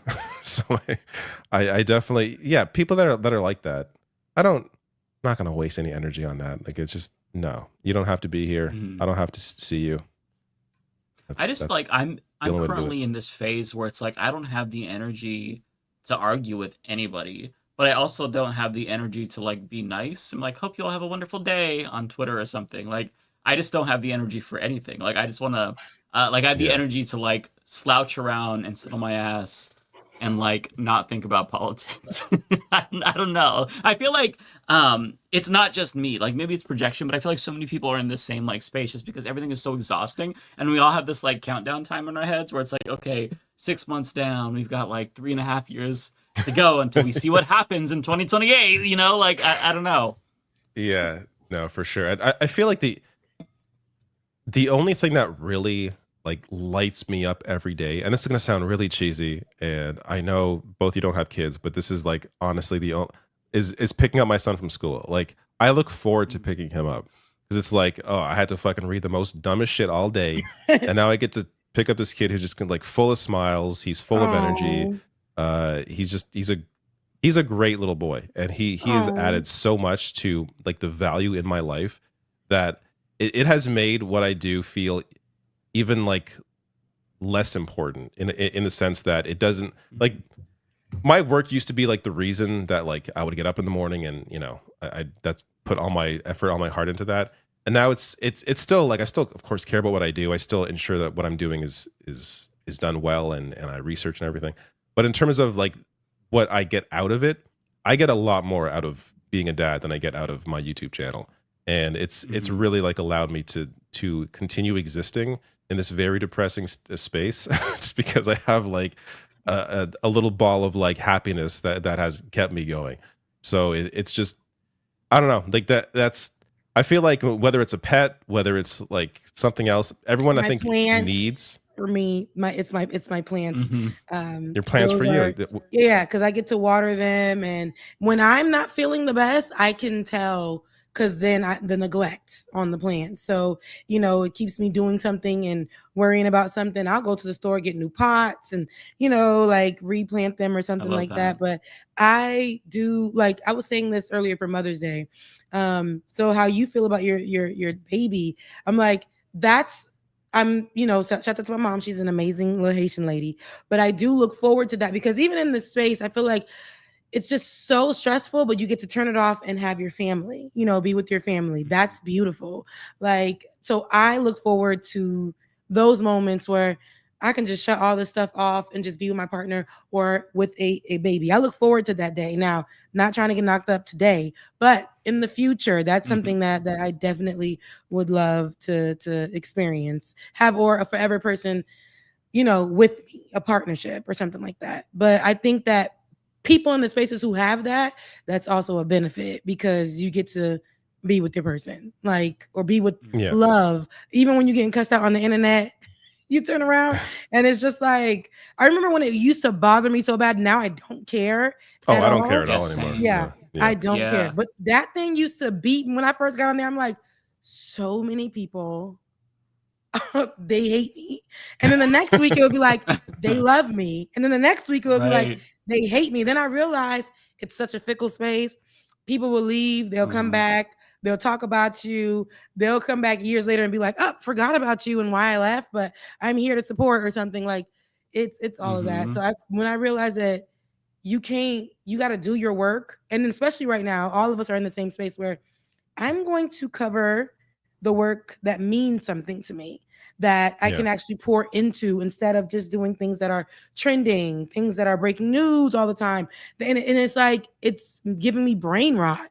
So I'm gonna do stuff that I actually feel like is helping me make a difference because I care about this actual issue, topic, thing. I can pour into it. I can give you guys what you need from it. Because other than that, I started not giving a damn. I remember when I was working in studio with Ben, they wanted us to cover like the dumbest things, and I just would be like, I don't care about this. Yeah, this is dumb. Like I can't do another day of this. And Ben was like, all right, let's just go rogue. Let's do some things that we care about. And that's how we started doing what we did. Because it was nobody really cared. Yet those were doing the numbers though. We were getting 1 million views, all that stuff when we were working in studio for those people. And it just wasn't serving us though. Like it wasn't genuine. And they wanted us to get on and be angry every day. Yeah, I'm gonna be angry about this, but there are other things that are happening too that we can discuss. That is not also you can't just just being angry all the time. Also, as a viewer, it gets really horrible to watch. Like I think The Young Turks is a perfect example of that. Like that show used to have personality. They used to enjoy themselves. They used to be talk about like each other's like personal lives, family and stuff. And now it's just like like just screaming for like 2 hours, and I haven't watched that show in like a couple of years. Like it's just you can tell that's they all don't it is now. There. It's just a bunch of anger and depression for like who wants to watch this? You want to see people escape to these sorts of shows because we're human beings, and you know we have some personality, and we inject ourselves into what we do, and we care about what we do. If we're just like screaming at your face for 2 hours straight, like I don't for me anyways, that's just a very not enjoyable too watch. Much. Yeah. It's like nails on a chalkboard. You could tell that they don't want to be like, especially like Anna, you could tell she doesn't want to be there. And it's like, like I'm not shitting on her for that. Because there are days when I don't want to do videos, but like for the limited bandwidth that we have and like the focus the things that we want to focus on, like I'm going to really hone in on that. Like if it's a story I want to do, I'm going to really go all in on that. But I'm not going to force myself to like you were saying, Rebecca, like talk about every fart that Donald Trump makes. You know, it's just, you can't cover everything. There's so much happening right now. You can't be a 24-hour news channel when you have a YouTube channel. We're people. So just like, we have to work to our strengths. And there's not a lot right now, but you know, you do what you can. We're giving you what we can. And what I will say, you know, with TYT, you know, they've built their brand off the backs of a lot of YouTubers. They've had a lot of talent, you know, work with them. And now it's basically just them and the few others that are left, you know, on TYT. But the difference between it is Anna gets paid big money to get up and do it every day. Like she knows she's going to be fine with that. Some days we don't know if your video is going to be demonetized, flopped, or whatever, but that's the work that you put into it. You know, some weeks are great, some months are great, some is just not at all. But we still get up and do it anyway, because I think right now we get up and do it because we know that there is a reason and a purpose for us to do this, but we're doing the things that we know we care most about. And we're giving that light. And you come and listen to it, or you just go to somebody else's page on YouTube that's doing the other stuff that you want. It's simple. It's simple. That's right. Yeah. So I mentioned earlier, I guess I should bring it up now. I did a video on AI today, which I don't normally cover very often, but there were like 3 prominent AI stories this week, and I just kind of put them all into one thing. But Google has this new AI model. It's Google's VO3, I think is how you say it. And they essentially now have added speech to these people in a way that is fairly convincing for what it is, especially if you're not looking for anything wrong with the video. I could definitely see, especially the Facebook crew, everyone on Facebook falling for all this shit, which they already fall for AI images. They fall for the dumbest shit. Facebook is the first one. Our parents and all them aunties, they the first ones, okay? They just have people that fall for that MS-13 tattoo. Like, remember the Trump photo that he shared of Rodrigo Garcia, where they labeled it MS-13? They would fall for that. I'm like, oh, that's a tattoo, 100%. Absolutely. So, wow. They are absolutely going to fall for this stuff. So I'm going to play a few videos here. Here. Can you believe I'm here? This prompt made me say this. A girl told me we're made of prompts. Like, seriously, dude, you're saying the only thing standing between me and $1 billion is some random text? Honestly, the biggest red flag is when the guy believes in the prompt theory. Like, really? We came from prompts? Wake up, man. You want to convince me that this perfect creation behind me is the result of ones and zeros? A binary code and nothing more? It makes no sense. Imagine you're in the middle of a nice date with a handsome man and then he brings up the prompt theory. Yuck. We just can't have nice things. We're not prompts. We're not prompts. Oh, this one. Where is the prompt writer to save you from me? Where is he? You still believe we're made of prompts? Anyone who tells you we're just ones and zeros is delusional. If that's all we are, then why does it hurt when we lose someone? Vote. It goes on. Like, it's just No, play a little bit more. Play a little bit more. Sure, I'll play some. That last me, one and felt I'll like ban the Charlottesville. Prompt theory from schools. There's no place for that nonsense in our lives. For spreading the false... A girl told me we're made of No, prompts. that's all. That's We are all on our AI. way Oh, I can here's Jurassic tell- Park. Is that what you're Jurassic Park. I am so excited. I've always wanted to go, and finally we are doing it. It's going to be great. Right, Jason? Yeah, I can't wait. Okay, bye. Her eyes there. All right, kinda give it away. Their Yeah. eyes are crazy as fuck. Yeah, her eyes are crazy. And they're slow. So like, it's not. This is stuff that Wow. I'm not gonna fall for, but like, It's good though. yeah, Like It's that's very good good. AI. yeah. Our aunts and uncles on Damn. Facebook are definitely falling for all They're this. gonna get got. They're gonna Yeah. be taking my face, putting me over there somewhere, and calling my mama on FaceTime and speaking in my voice and telling her I'm out there. Yeah, they're gonna be like, I'm being held hostage right now. Quick, send $500,000. Like, just some weird Absolutely. shit. Like, it's gonna They be got used me so like that. nefariously. But with a regular phone Damn. call. With a regular phone call. So imagine people getting this with AI, this kind of stuff. Somebody just did a photo shoot and was saying, they're a makeup artist, and they did a photo shoot to showcase the makeup. And they came out and said, because now people are coming out and saying this, AI, I did this in less than 5 minutes. This did a whole photo shoot for me to showcase my makeup. But I'm like, girl, you didn't do that makeup. Now people gonna book you not knowing if you could do a brow, if you can do some blending. Right. They're not gonna know So- what's gonna happen. But somewhat related to that, in my video today, there's I discussed how people are using AI to give them suggestions on what to do. So like using AI for glow ups. So there and there's like a whole like TikTok thing now. All these mostly women sharing their experiences of like uploading their image basically, and then TikTok tells them, or not TikTok, ChatGPT tells them what hair color they should use and what kind of makeup they should do, like all this stuff. Wow. Like it's just, and then like I got to think, it's just because it's AI, it's probably just working on averages. Like it's you mostly probably see celebrities in terms of like what the AI model is utilizing. So I feel like if people just start using this, we're all just gonna end up looking the same, or looking like our We're closest celebrity already going lookalike. that route. Yeah, We're already we're all going just that gonna be already. using Like it's using terrible. the same stuff. Yeah, like I already think white people all look alike, except for y'all a little bit. And I know white people think that black people look alike. look Y'all alike, ain't gotta too. say it. And we think that everybody from whatever they look alike. So my thing is, every race, everyone is looking alike, and we're losing recipes when it comes to language. Not only food, when it comes to like language or accents. Now it's like everybody sounds alike. How you all the way over here?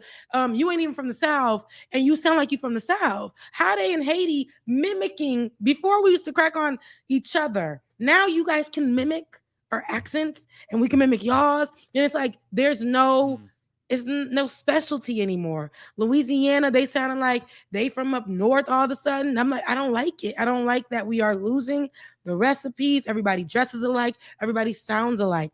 AI is also people are dependent on AI. You're saying that you saw that whole thing where women are checking out their glow up from AI. There is a whole thing on Threads where they're like, The boyfriend texts, "Hey, how are you?" Go straight to ChatGPT. My boyfriend said or asked, "Hi, how are you?"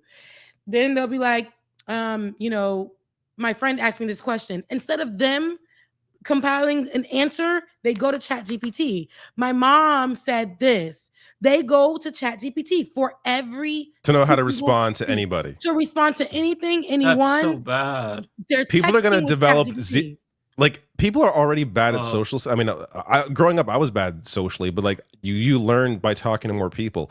If people are relying on ChatGPT for every social interaction, we're going to end up just having a bunch of lemmings just like in charge of everything, where people don't know how to even interact with society. Like that is very depressing. Yes, it's very but they are enjoying it. There's like praise pages for ChatGPT. Then they tell you which prompt to utilize so that you can get therapy, right? And I understand that therapy can be expensive for people. So yes, no, this is true. Y'all not seeing this online? It's on the white spaces. I've never even used ChatGPT a single time. Oh, listen. Oh my God. So here's another thing, right? So I tend to I was telling Ole this. I tend to speak with in a way where I might juxtapose something, compare something naturally. So I told her I wrote a lot of scripts and I put it into ChatGPT. I said, okay, let me see. And I recorded and I said, hell no. The way that this thing changed the way all my own writing, my scripts, the time that I put into it, it took away things and put them into one sentence. Something that I wrote like 3 paragraphs on, put them into one sentence, one phrase or whatever. Then I started doing my little experiment, my research. I went on other people's pages. I went on people who were very popular in all the spaces, short form and long form. And I started realizing they're all saying the same thing. So anytime you hear this particular thing, I've seen it in commercials, I've seen it in shows, I've seen it in soap operas recently. So they say something like, it's not just another show, it's the Leftist Mafia. You'll hear that kind of phrasing so much. It's not just a facial wash. It's an experience. It's not just you'll see. So you're saying they're getting all this from they're all using ChatGPT to give suggestions on how to communicate. And then I went a little further and I asked it, why do you use that so much? ChatGPT told me, it said, you're right. I use this often and there's a lot of complaints surrounding it. However, this phrasing seems to be real catchy in the Instagram space, in the TikTok space, and people are now using it for their YouTube. So I said, it sucks. It's taking away the meat of stories or meat of things you like. It's not good. And it said, well, understood, but it's people complain about it, but it's still working. So I was on with, I'm not going to say which platform, but I was on a platform recently with some greats. And I went on their pages individually, and they all have where they're saying the same thing. Are you serious? Yeah. Like different stories, different contexts. And it's like, and then it does this. It does this thing where it compares, I don't know how to phrase this, but say I'm just describing something and it'll say something like, walked up in there like it was a such and such. It does for everyone. White people, Black people, Asian people, Hispanic people are all using the same type of phrasing. And I got to figure out if there's a name for it now, since it's common, if there's a name for the type of phrasing that ChatGPT does. But like I was going through so many pages and going through their videos and going through so they're using it to make scripts real quick or creating their thoughts. So if you see these same people in a place where you got to have conversation with them, they're not really going to understand or know how to curate the conversation or give you the details because they never read it. They never wrote the script out. They never they never internalized it. They allowed ChatGPT to pick spaces, places for it. So I was telling Oli that I use it as an experiment and realized it's just not for me. And then I realized that other people were actually using it or are actually using it. Your fave space. I'm telling you, pay attention to commercials. You will hear where they're like, it's not just toothpaste, it's this and that. It's not just political commentary; it's the rational national. Thank you. Just like that. I got my new slogan. Just like that. We're not just a podcast; we're a family. You're gonna hear that on everything. Everything. This is so like dystopian, and it sucks because like AI has become so ubiquitous that like even if you have something that's not AI, people are prone to think that it's AI. Like Matt shared a video with us through our Leftist Mafia chat, or no, it was Lance. He's like, "Is this AI?" I'm like, "Yeah, this looks like AI." It turns out it wasn't AI. On my little Luigi song that I uploaded to my second channel, somebody's like, "This is AI trash." I'm like, "Hey, fuck you! I mixed those individually. I put in the Luigi sound bites from Mario Kart, the fucking side-scrolling one. Like, I put those in manually. It's not AI. What? People are gonna now think everything's AI when it's not. An actual work went into it. Yeah, it's just like it's ruining everything. I did want to share this kangaroo video too, though, because this is the video that like this made like international headlines because people were so fooled by this. Which let me first play with the sound off because I think it makes a big difference. Yeah, it does. So when I first saw this video, I was scrolling through Twitter. I didn't really pay much attention to it. I'm like, oh, this is like I saw some arguing about it, but I just thought, okay, this is not. I don't think this happened. This is probably just a couple of actors, and they had this funny thing. And then I found out later, the whole thing is AI, and that's crazy. It's really not all that evident unless you turn the audio on. In which case, like this is hilarious.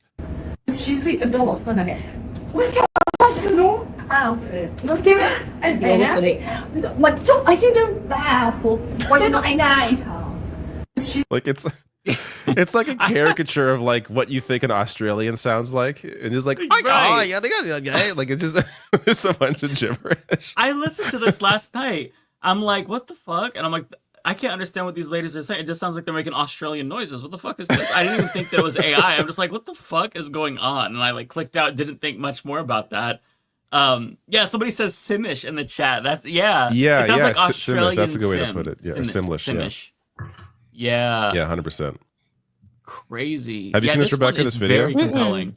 Okay, What's so this one? This is making headlines because people were falling for this, and for good reason. I'll play the audio off first because it's hard to tell this is all AI. When I first saw it, I thought it was a couple of actors. Like I didn't look too closely, but I thought it was a couple of actors.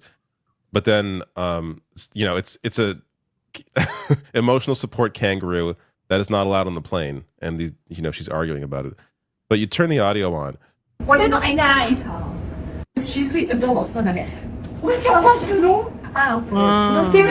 there's nothing being said. And her hand disappears just a little bit. Yeah. At the beginning, you see her hand moving. It's kind of weird. Like it. Yeah. Yeah, there's some weird stuff. Oh, okay. That's Good what I catch. always look for first when I'm watching these things and I want to see if it's AI. Yep. The hands, because they used to make it where you had 3 fingers. Remember, like It was whatever. so Now they weird, give it yeah. all 5 fingers. They've improved it. Yeah. Once you see Yeah. where it goes into somewhere, it looks like they can't hold something. They can't Yeah. really clap for real or something. Yeah.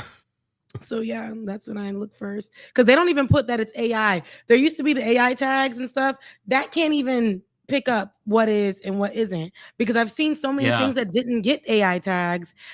So while we're spread of misinformation, there's so many ways, but people are using and abusing it. David, I know you said you were covering it. I saw people covering how each time we use a prompt on ChatGPT, like so much electricity, water is used just for one prompt. And there's a number that is insane that comes with it. But the waste of water and electricity and energy is massive. So it's actually hurting us in the environment as well. So For no reason too. Like I don't understand the value of this. It's just like as cool as it might be just from a technological standpoint, there's nothing good that's going to come of this. It is going to replace people in numerous industries. It's going to be culpable in the rise of the worst misinformation we have ever seen. Potentially people will be framed for crimes they didn't commit. Who knows how governments and local authorities will fabricate evidence Absolutely. to lock away people. Like the ways that this is going to be used, like it can only be for bad. Like sure, maybe you might be like an indie film creator and you want to get some type of sci-fi scene and you don't have the budget to hire somebody who could do graphic design and whatnot or whatever the fuck. But like this is going to be used in such evil ways. Like it is going to destroy society. And it's just the implications are horrible. Like I feel like generative AI should just straight up be banned until there's more regulations, because there's no regulations right now. No. So people can just do whatever they want. There's Yeah. no really penalty. You could create a fake ass video of somebody committing a crime, make everybody go on this wild goose chase trying to find this fake person that doesn't exist. Like there's so much bad that can come of They it. can And take so your picture on. Now I understand why. Like if I get it. They can take our pictures, our babies' pictures, our children's photos, just from it being online. Take it, and then now it's just in a random AI space where they're using it to create AI baby faces or whatever. And I'm like, this is crazy.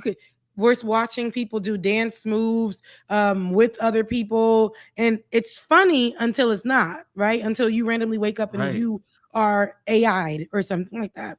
Also, like it's already being used for like pornographic reasons, like taking women's faces, like celebrities in particular, and putting that on porn.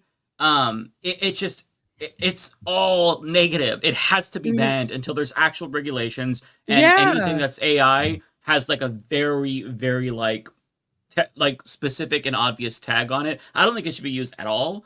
I think it should just be banned, like period. But at least until there's fucking regulations, because the you talked energy about it cost taking alone. away.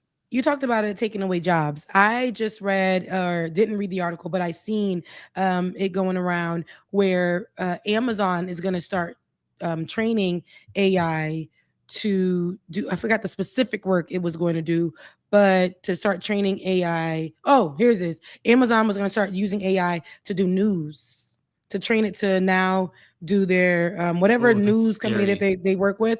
They were going to start doing that for the newsroom. Like write articles? Yeah, all right, articles. What people are doing right now. Yeah, they're not like doing the work. scripts Me and and stuff. Ole were talking about this. Like, I rather write my own scripts in my own voice. It's just better for me to do so. I know what I'm going to talk about, what angle I'm going to talk about. I like the research because then I can read different things and, know what's really going on, have a real emotion tied to this particular thing. So people are no longer going to need, of course, people to write their scripts for them, in the newsroom. They're going to have AI. They're training AI. They're training AI for the movies that we watch.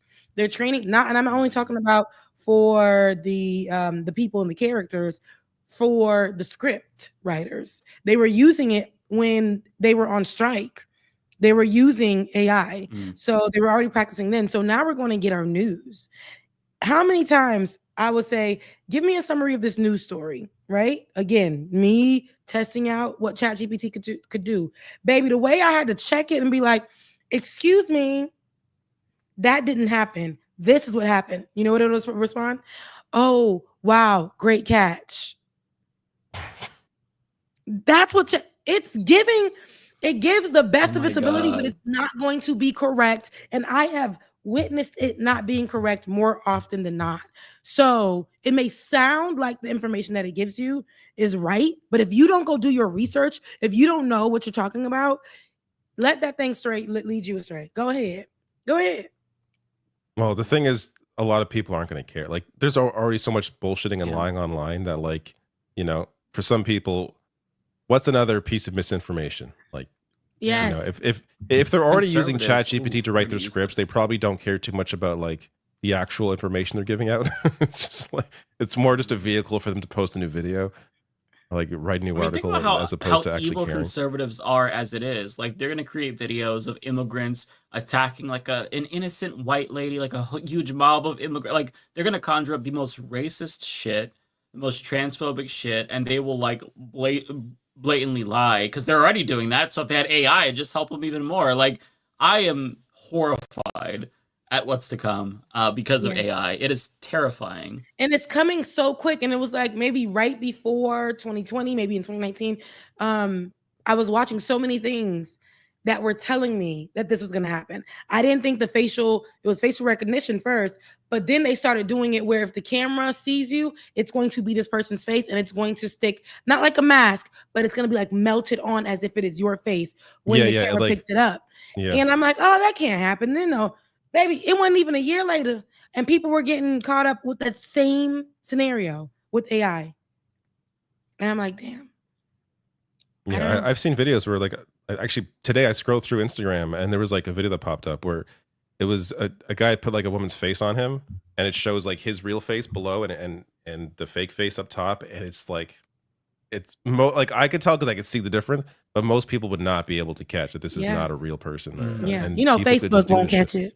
Oh, They're not gonna catch it. That stuff is excelling on Facebook. Draw as you're saying something earlier, on Mike, MS like Paint, there's going they to be wouldn't catch it. As you were saying earlier, like there's going to be real videos that people are going to think is fake when they're real videos. Like that's the inverse reaction to this is that it's going to be hard for people to understand that real news is happening if some people just think it's not real. Yeah, like it just there's so many issues come out of this that I don't know how we stop this without some proper protections and regulation in place. And the issue there is that a lot of these tech companies, of course, are heavily involved in politics. Absolutely. And are the reason why all this stuff exists. Even what's that thing? Grok? Who? Grok. Yeah. Twitter. So people are trying to, they're using that, but it's just all of, to me, the AI has been and will continue to be weaponized. They're saying that this is going to be better for people, but it's taking away jobs, as you mentioned, Mike. It's taking away jobs. It's taking away our ability, as you stated, David, to communicate with one another. I don't like people for real. However, if I'm talking to my man, I want it to be a natural conversation. I understand that people used to Google at the time. My boyfriend says this and to get an idea, but you still got to go talk to your man. Now you're allowing ChatGPT to tell you verbatim. You're putting in the scenario as it is. You're putting all your man's business in there, your business in there, your parents' business in there, just so you can be able to reply to them. You aren't giving yourself the space enough, the credit enough to have your own mind to reply to something, or to ask questions so that you can get a better response or to understand better in your situation or with your family or with your friends. Also, you're losing your creativity. 100%. I hated how that made me feel. I'm like, this ain't me. This ain't real. This is not my words. This is not how I talk. I can't do this because this takes away from my creative process. I like to write. I like to research. Yes, it takes a lot more time, but I like to do it. I like to write in my own tone. That's my signature. But when you go in and ChatGPT will swear it knows you if you are some small public figure or on a bigger level. And I don't know how it does it. It picks up whatever language it thinks that however you speak, and it started making me talk like a hood girl. And I said, "Oh, is that what you think I speak like?" And it was like, sorry, didn't want to offend you. If that's not. And then it started speaking to me in Creole. What? Yes. Yeah. The fact that it knows all this about you, that you're like Haitian. How? What the fuck? Yeah, that's crazy. I was telling my best friend, I was like, this is insane. Like, so people can go on there and say, talk like Rebecca, and it'll do something like that for them. Or what would Rebecca think about this? It'll create some stuff. I swear. And it shouldn't know Rebecca. It shouldn't know any of us. That's insane. It goes off of our online presence. It definitely does it. Wow. It goes off. One of the girls that I know had put, and I thought this was weird. I never tried this though. She said she put in a family. I used to work with her. She's a former journalist. She said she put in a video of her personal family issues, a video of her family saying something to her as a kid, like, laughing at her or something in a family video, an old VHS type family video. She recorded it and put it into ChatGPT. I didn't know that you could do that. She might be paying for, I guess, the premium version. I don't know. But she said it repeated back to her how what they did to her was so wrong. Her family was laughing at her and ridiculing her and, manipulating her and gaslighting her, all the therapy words. And she was saying that that's what ChatGPT was telling her about this small family video that she put in there. And I was thinking, because I wanted to ask her, did you say that this is how you felt about your family beforehand? I don't know if she said that. I didn't want to get into her business, even though her business was on the internet and in ChatGPT. But ChatGPT was saying your family gaslit you. Like they were, look how they were ripping you apart as a 5-year-old. Look at how was it registering the video? How did it do that? How did it see? Well, just the fact that people are asking it for fucking advice is weird as shit to me because, I get that people really want conclusive, decisive answers, but some things are just very, nuanced and there's gray area. There's, like you were saying, Rebecca, you Google, answers to questions about your partners. There's a whole subreddit called, Am I the Asshole? Where people are like, hey, in this situation, I did this, and I'm not sure if I'm the one who was bad or not. And you'll get, usually...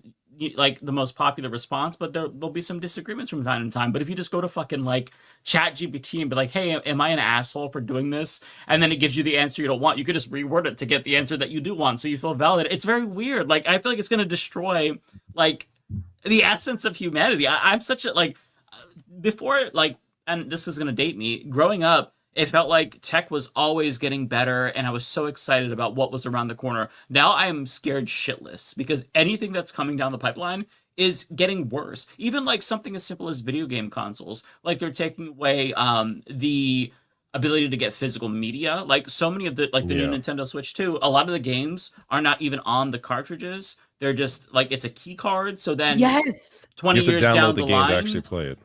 Yeah. So what about when the games are defunct and the servers are shut down? Can I still download that game that I paid $60 or $80? Yes. They're $80 now. So everything's just getting worse.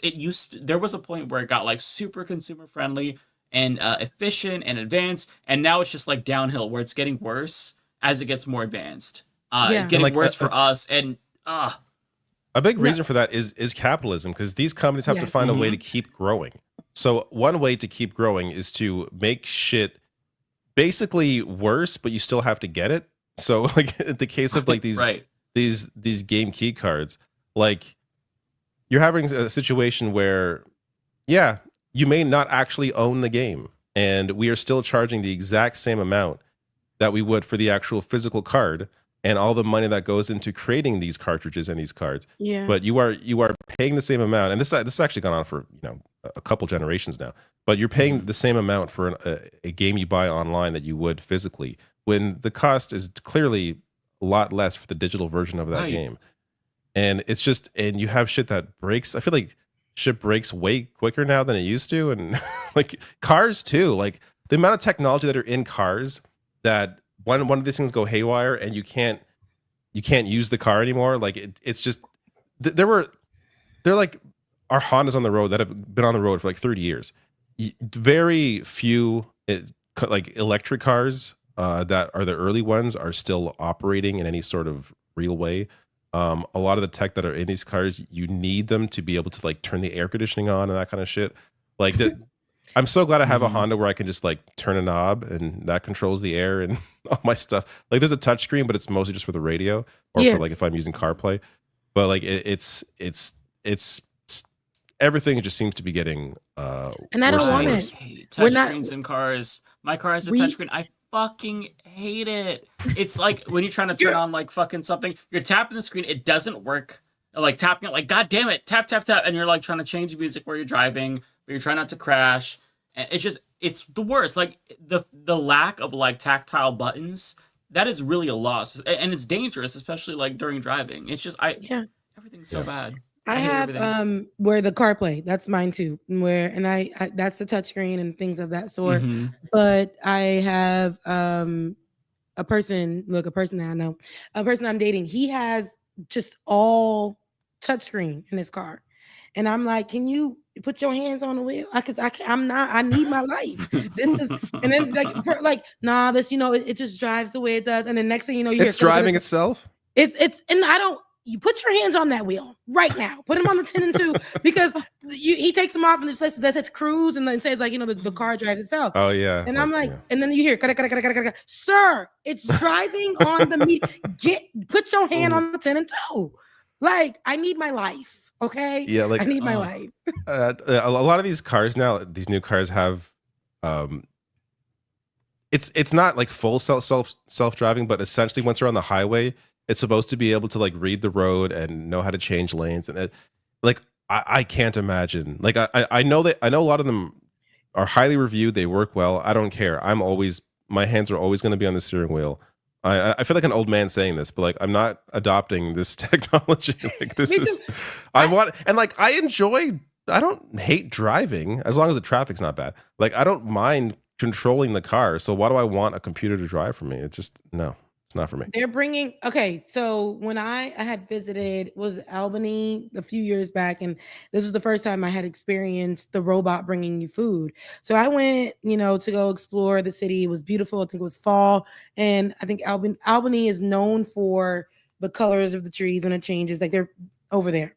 So there was a wedding I went to, and I was like, I want to get away from the wedding party. I don't like people. So I went, to go eat, and I found this cute little spot, Ubered there. And when I got there, I'm thinking I was going to get to just kind of mingle with the little, the servers. When they come, I always talk to them, chat with them. Nobody came. So then I hear like, and I'm like, what the hell is that? Oh, no. So and I look over and then like it opens up like its arms or something and it gives me a menu. So I'm looking, everybody else is looking at me like, get the menu. Get the menu, get them. And I'm like, this is crazy. Look, me mad getting the menu. Like, this is absolutely insane. And then it came back, took my order, and y'all, this part is funny. It came back, took my order. When it was time to give the food, it was stuck on something. So it just kept doing this. The lady had to come and like kind of put it back in place and then like make sure, watch it from the back and make sure it gave me my food. Speaking of things getting worse under capitalism and AI, like this is the perfect example. Replacing robots or replacing humans with robots in situations where you would prefer to have the person and the social. Like we are losing our connection to other people by replacing these jobs with like just these fucking machines. Like it's so depressing. And then they're telling folks, the upside, I'd be the biggest fucking Karen to that robot. I would not tip it. So there's that's true. That takes away the tipping and stuff from the people because I wasn't served by someone. I was served by a robot that I don't want to pay. They think it's a cool experience, but it's not. I'm not a child. I don't want a toy. I don't want this. I just give me somebody. But then also I see that for people who have these work from home jobs now, they like, you know what, you can go home. We don't even need the big box anymore. You can go home. But now I know you were doing like 50 calls or handling 50 accounts or doing this. Can you do 250? No, you're doing 250. You know why? Because AI is doing like 600. So what? Catch up.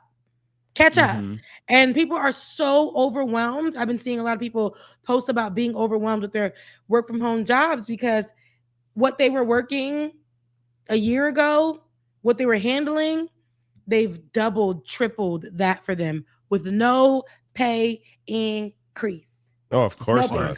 No. So changing the title, putting them to do more work, changing the title of their work. So basically a promotion. I experienced that as well. So basically promotion, no pay. You're not getting the pay for the promotion. They just are changing the title, and saying, hey, we're gonna train you. And they don't even train you because you've been doing the extra work this whole time. And they're like, you will now be called level 2 X, Y, and Z, but your paycheck ain't showing that. It ain't showing that. So that's the biggest catch-22 ever. Everybody who's worked in any job ever in like retail service industry, other jobs as well, but like in my experience, I've always gotten those little promotions without the pay. Like, oh, you're gonna be doing you're a night manager now. Like, oh fuck yeah. Is there a raise? No, but you could work your way on up. Oh. Okay. Like since you were really good at working, we're gonna make you. We're gonna put more. We're gonna make you do more effort, more work. Stress you out a little bit more. But that's because you're such a good worker. They told me you can. I'm applying for jobs. As y'all know, I ain't got no job right now. But I spoke with somebody, and the man told me, this is an interview, you can make a lot, but the people who do make a lot are working overtime. They're working overtime. They're putting more in. So like, you want to be the star player. Don't just come to work and do your job. Do overtime. Do more than you're asked for. Do extra. Make it and, your life. You'll be successful. Oh my Bitch, god. don't call me again. Yeah, when that's in the job Right. interview, fuck off. Such a red Yes, flag. I'm like, no, you know what? I mean, I guess at least flag they're being ever. honest with you. I'm good. See ya. So Oh, It's wild. All right, let's get to so super doomed. chats since let's getting get late. to the super chat so I can get to some sleep. yes. Do you have some chats, Rebecca? You want to? Yes, I do. Let me read them. Hold on. Let's go to. Bender was supposed to come back, but I guess he's. I guess Al Jazeera took him. Oh yeah, Not coming back. I figured. I could pull up. Your first one's Okay, Nintendo so yeah, Gaming Channel, right? Nintendo Gaming Channel. Leftist Mafia, do you consider all of us farmers aren't screwed? They voted for this. All of us farmers are evil, sociopath, KKK, etc. It's all of U.S. farmers. Look, I'm tired. All of I read it that way US farmers. too. I said all of y'all farmers. It's crazy. All of U.S. farmers. Okay, yes, they. Kowalski's not evil. He's a farmer. He's in the chat. I don't think all of them. Yeah, I'm not gonna hate on all are evil. farmers. But Yeah. the people who are, not all They're farmers. kind of essential to our society. That's quite the generalization there. I think there's like I don't think they were corporate farmers that are generalizing though. I think they're talking about particular ones. You're talking about the conservative farmers. I'm Maybe kidding. just But the no. MAGA supporting farmers. Yeah, Just like maybe the those. big I'm assuming corporate, because there's like, a lot of those conglomerates. here where I live. MAGA farmers and people who have like ranches with horses. They live all around here. Leftist Mafia played Lost Records, Bloom and Rage. actually played a bit of that. It didn't grab me like I hoped it would, but I like it's like this.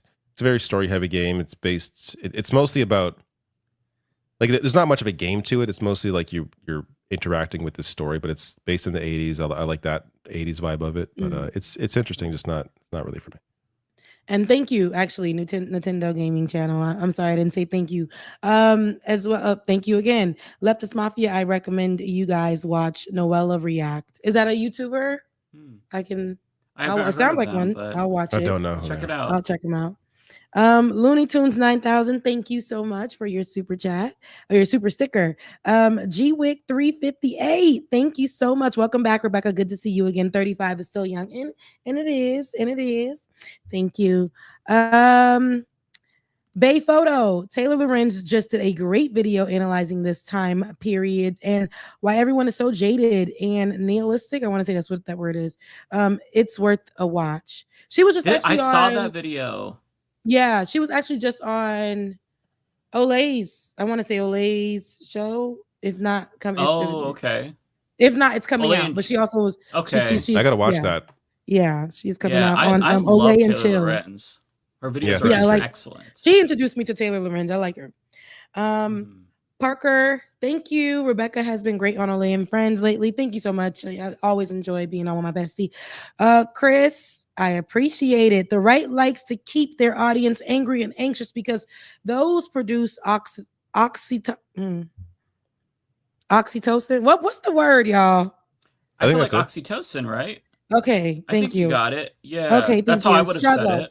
Struggle bus. Okay, produce oxytocin and become addictive. It's not good for their audience, but it's good for their profits. And this is true. I think that's also what a lot of creators do as well. They'll continue to exhaust or anger their audience so they can come back for more. And it's not good for their audience mentally, but it's good for them to get all the views if they rage bait.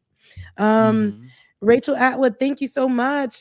Guest suggestion, No Justice MTG. She's brilliant. So that probably is another person on YouTube, I'm assuming. I'll check them out. Okay. Nintendo Gaming Channel, thank you again. I have a question. Do you wish YouTube let you block far-right YouTubers for showing up in search results of anything such as Star Wars, etc.? Yeah. I think you have why to are you showing up in actively- that? I think you have to like you can tell YouTube to not recommend this channel, though I'm not sure how effective that always is. But YouTube doesn't. The thing is with YouTube, it doesn't. It has a hard time telling who's right wing and who. I mean, you could tell based on usually what the content is, but in terms of the actual algorithm, it has a hard time when it comes to like gaming content or when it comes to movie stuff. Like when it's not strictly political content, it has a tougher time telling who's what. So yeah, that it'd be nice if we didn't see that shit, but how it is. I need to learn these ways. Carrie, I appreciate you. Rebecca, ChatGPT knows you because you are Google famous. And that is true. I am actually Google famous with y'all. You Google me, I'm on there. So that's probably why it knows things about us or, how we speak or what we cover or things of that sort, because we're on Google as public figures. So I was like, okay, Google, Google got me on there as a public figure. I appreciate it.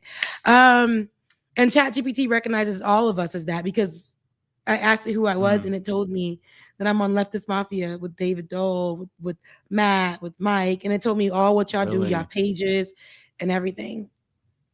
Damn. It knows me. I haven't looked into it. So many lists. No, you guys should definitely. It's like Googling yourself. Yeah. At first, I was do you like, have to have an account? But then, no, I don't think you got to make an account or something. I don't think so. Okay. But I've literally never used it a single time, which is crazy. Yeah, That's how much of a boomer I am.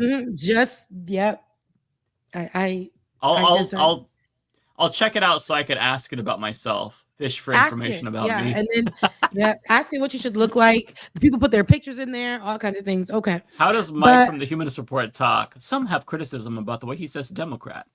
It will have something. It'll probably crack jokes with you. It's so strange. It's so strange. I'm gonna get that into it will find out who you are or know who you are and become like you're tethered. It's crazy. Anywho, that's crazy. Prairie Fire futurists I follow say that AI will not be viable in 8 years beyond just data analysis purposes. Governments will likely limit their use because they consume too many resources, as I was saying, and the IP legal issues. I believe that. Oh, good point. I believe that, like my camera. We have to rely on corporations to sue them to save us. Yeah, we have to rely on other corporations to regulate the industry. Yep. We're all going to become anarcho-capitalists against AI. They've got to save us. Okay. So let me see. There we go. So 2 more. I think the next one is Candace Owens, Marxist body double. Love that you're on all the channels I be on. Hey, Becca up late, and I am. Thank you for your super chat.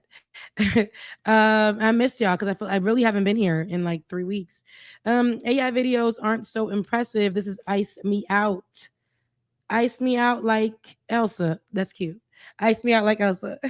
AI videos aren't so impressive when you realize they're just mashing up a bunch of other people's. This is facts. They're mashing up. Yeah, that's true. People's real videos together, and it's not from scratch. They are doing that. Some people don't even put the effort into what they're doing. They would just go off of TikTok, put in like cat rescued, and every video that they're putting together, it ain't the same cat. It ain't the same hand. They go from white hand when then the music is in the background. It says "In the Arms of an Angel," like them sad songs, and then it's like a white hand turned to a black hand, and a man turned into a woman, and not trans. Just like they're just not doing a good job in doing any of it. Like there's no consistency to any of it. It's just it's terrible. But yeah, that's my super chats, y'all. I love you. Mean it. I was so happy to see your faces. I missed you guys so much. Yes, we missed you. Next week on Thursday to catch up with you guys again. Bye. Have a good night. Great seeing you. Take care. Happy belated birthday. Thank you. Yes. All right. Do you want to read yours? Yes, I did. Yeah, you might end up doing the show alone. Once I'm out. I will. Once I finish I'll run through these so fast. I'm gonna run through them fast here. Let's see here. Lawn Gnomes, where you at? Yeah. I got it. Place your bets now. Who does the best and worst with the Trump taco opportunity? It's so funny. Today was the first. Has this been a discussion? This Trump taco thing. Today was the first day I saw this term. Like it shows you I saw how it out of the loop. yesterday. It shows you how out of the loop I've been with this talk with this like Trump stuff. So I guess this just has to do with it's when he announces tariffs and then announces he's not doing them, and then like how it affects the market or something. I think. Yeah, he was asked about it. He was asked, "Have you heard about the acronym Trump always chickens out?" And I guess he like raged at it, and so everybody's been using it as like a new attack on him, and he hates it a lot. Because I think it actually bothers him. I see. Yeah, I did not see his bothers reaction. him. Yeah, interesting. Okay. Well, yeah. I'm not sure who will do the best and worst, but I guess we'll see how that continues. I already lost where this was, so I can turn it off. Oh, I turned it off already. Oh, you did already. Okay. I didn't start it. Yeah. Nintendo Gaming Channel, thank you for your super chat. Says, question, do you believe Trump directly/indirectly responsible for a person of color and LGBT plus to be fired from video games? Wait, do you believe Trump indirectly responsible? Video games, movies, TV shows, English, anime, localization, etc. by 2026 midterm. Do I believe? I don't even know what you're asking, because I don't. This hasn't happened. You're asking me to predict something that hasn't happened and how it affects the midterm election. I don't. This isn't really, as far as I'm aware. There have not been mass firings of people of color or LGBTQ plus people based on Trump. So I do not know how to answer that question. But if there was the government and at certain corporations, maybe where they canceled DEI, but this is a lot. Maybe that, yeah. But in terms like video games, definitely not. The video game industry is built on like diversity. So the idea that you would somehow remove that's just not going to happen. Like a lot of these creatives, they're the ones that run the companies. So it's not, you're not going to see that. Bay Photo, thank you for your super chat. It says, none of y'all know the pain of being an Oakland sports fan. We lost 3 pro teams. Yeah, I could see that being like actually losing the team, like because they moved somewhere else. Yeah, no, that is a pain I have not felt. I'm sure that really sucks. My pain is just no team I ever cheer for wins anything, but I guess that's not as bad. Lawn Gnomes. When I find it, I will click it. Leftist Mafia Night Rain team up, make it happen. I'm not going to buy the game. I'm already shitty at. We all have such different tastes. Yeah, I'm down for like a Helldivers 2 stream or something, but Mike doesn't play shooters. So yeah. In terms of online games, I think we just have Mario Kart. Mario Kart for sure. Actually, yeah, Switch 2 is coming out next week. That's crazy. That's real quick. Yeah, real quick, but also at the same time, a long time coming. Yeah. NPC. Thank you for this bizarre, very generous super chat, but also bizarre. I'm confused. Thanks for not banning me despite me being right wing. I am here for the left wing perspective. That is not CBC. I'll try not to be annoying. Why did you name yourself NPC? That's a very generous super chat for somebody who does not like me. Interesting. I'm not even sure how to really react to that. But thank you, I think. Rachel Atwood. Where's Rachel?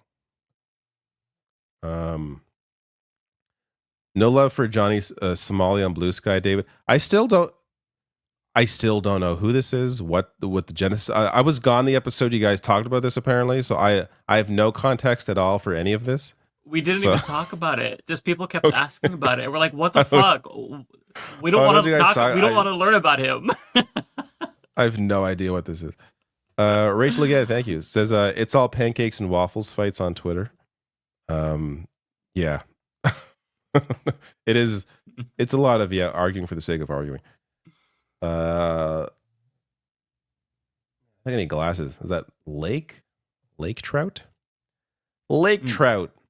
Huge props to Noah Samson for his UNRWA fundraising drive. That was incredible. Very cool. And I got 2 more. Rachel. I'm back. Look who's back from the depths of Al Jazeera. Sorry, that took a while. There was a whole episode they're doing with me. I thought it was just going to be like a brief interview thing. It's an entire episode. You'd think Al Jazeera would properly inform you of what you're going to be committing yourself to. Yeah, I didn't know. I didn't realize. Just in time for me about to jump off. I got 2 more shots. Oh, that works out. Then that Perfectly. way I'm So Mike doesn't have to be alone. subbing in for you. I'm tagging you out. Yeah, I didn't want to be alone. What did you guys really quick though? What did you guys talk about? Like a brief summary. That way. Showed some AI videos. We talked about AI for a bit.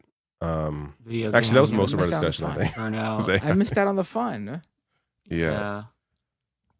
You guys could watch them again if you want, but I'm not sure Mike's down for that. Rachel, thank you for your super chat. Says, when Binder's not here, David gets to be alpha dad. That's right. Yeah, I talked about fatherhood briefly and how it's like the one thing keeping me sane.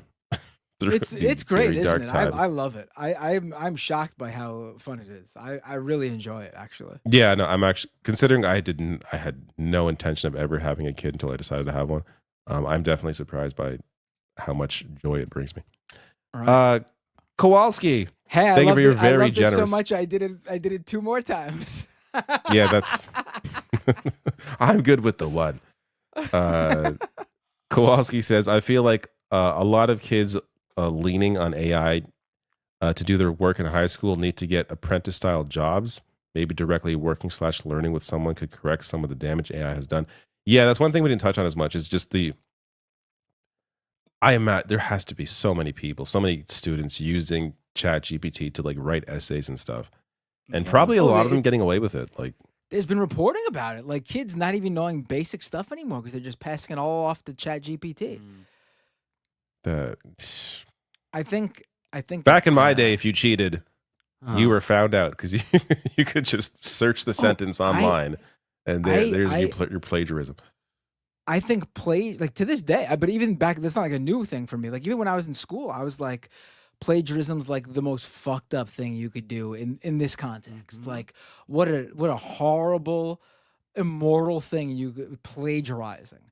And now people are just completely fine with not just like like they're not even actively plagiarizing. Like they're not even doing the bare minimum research to find something to plagiarize.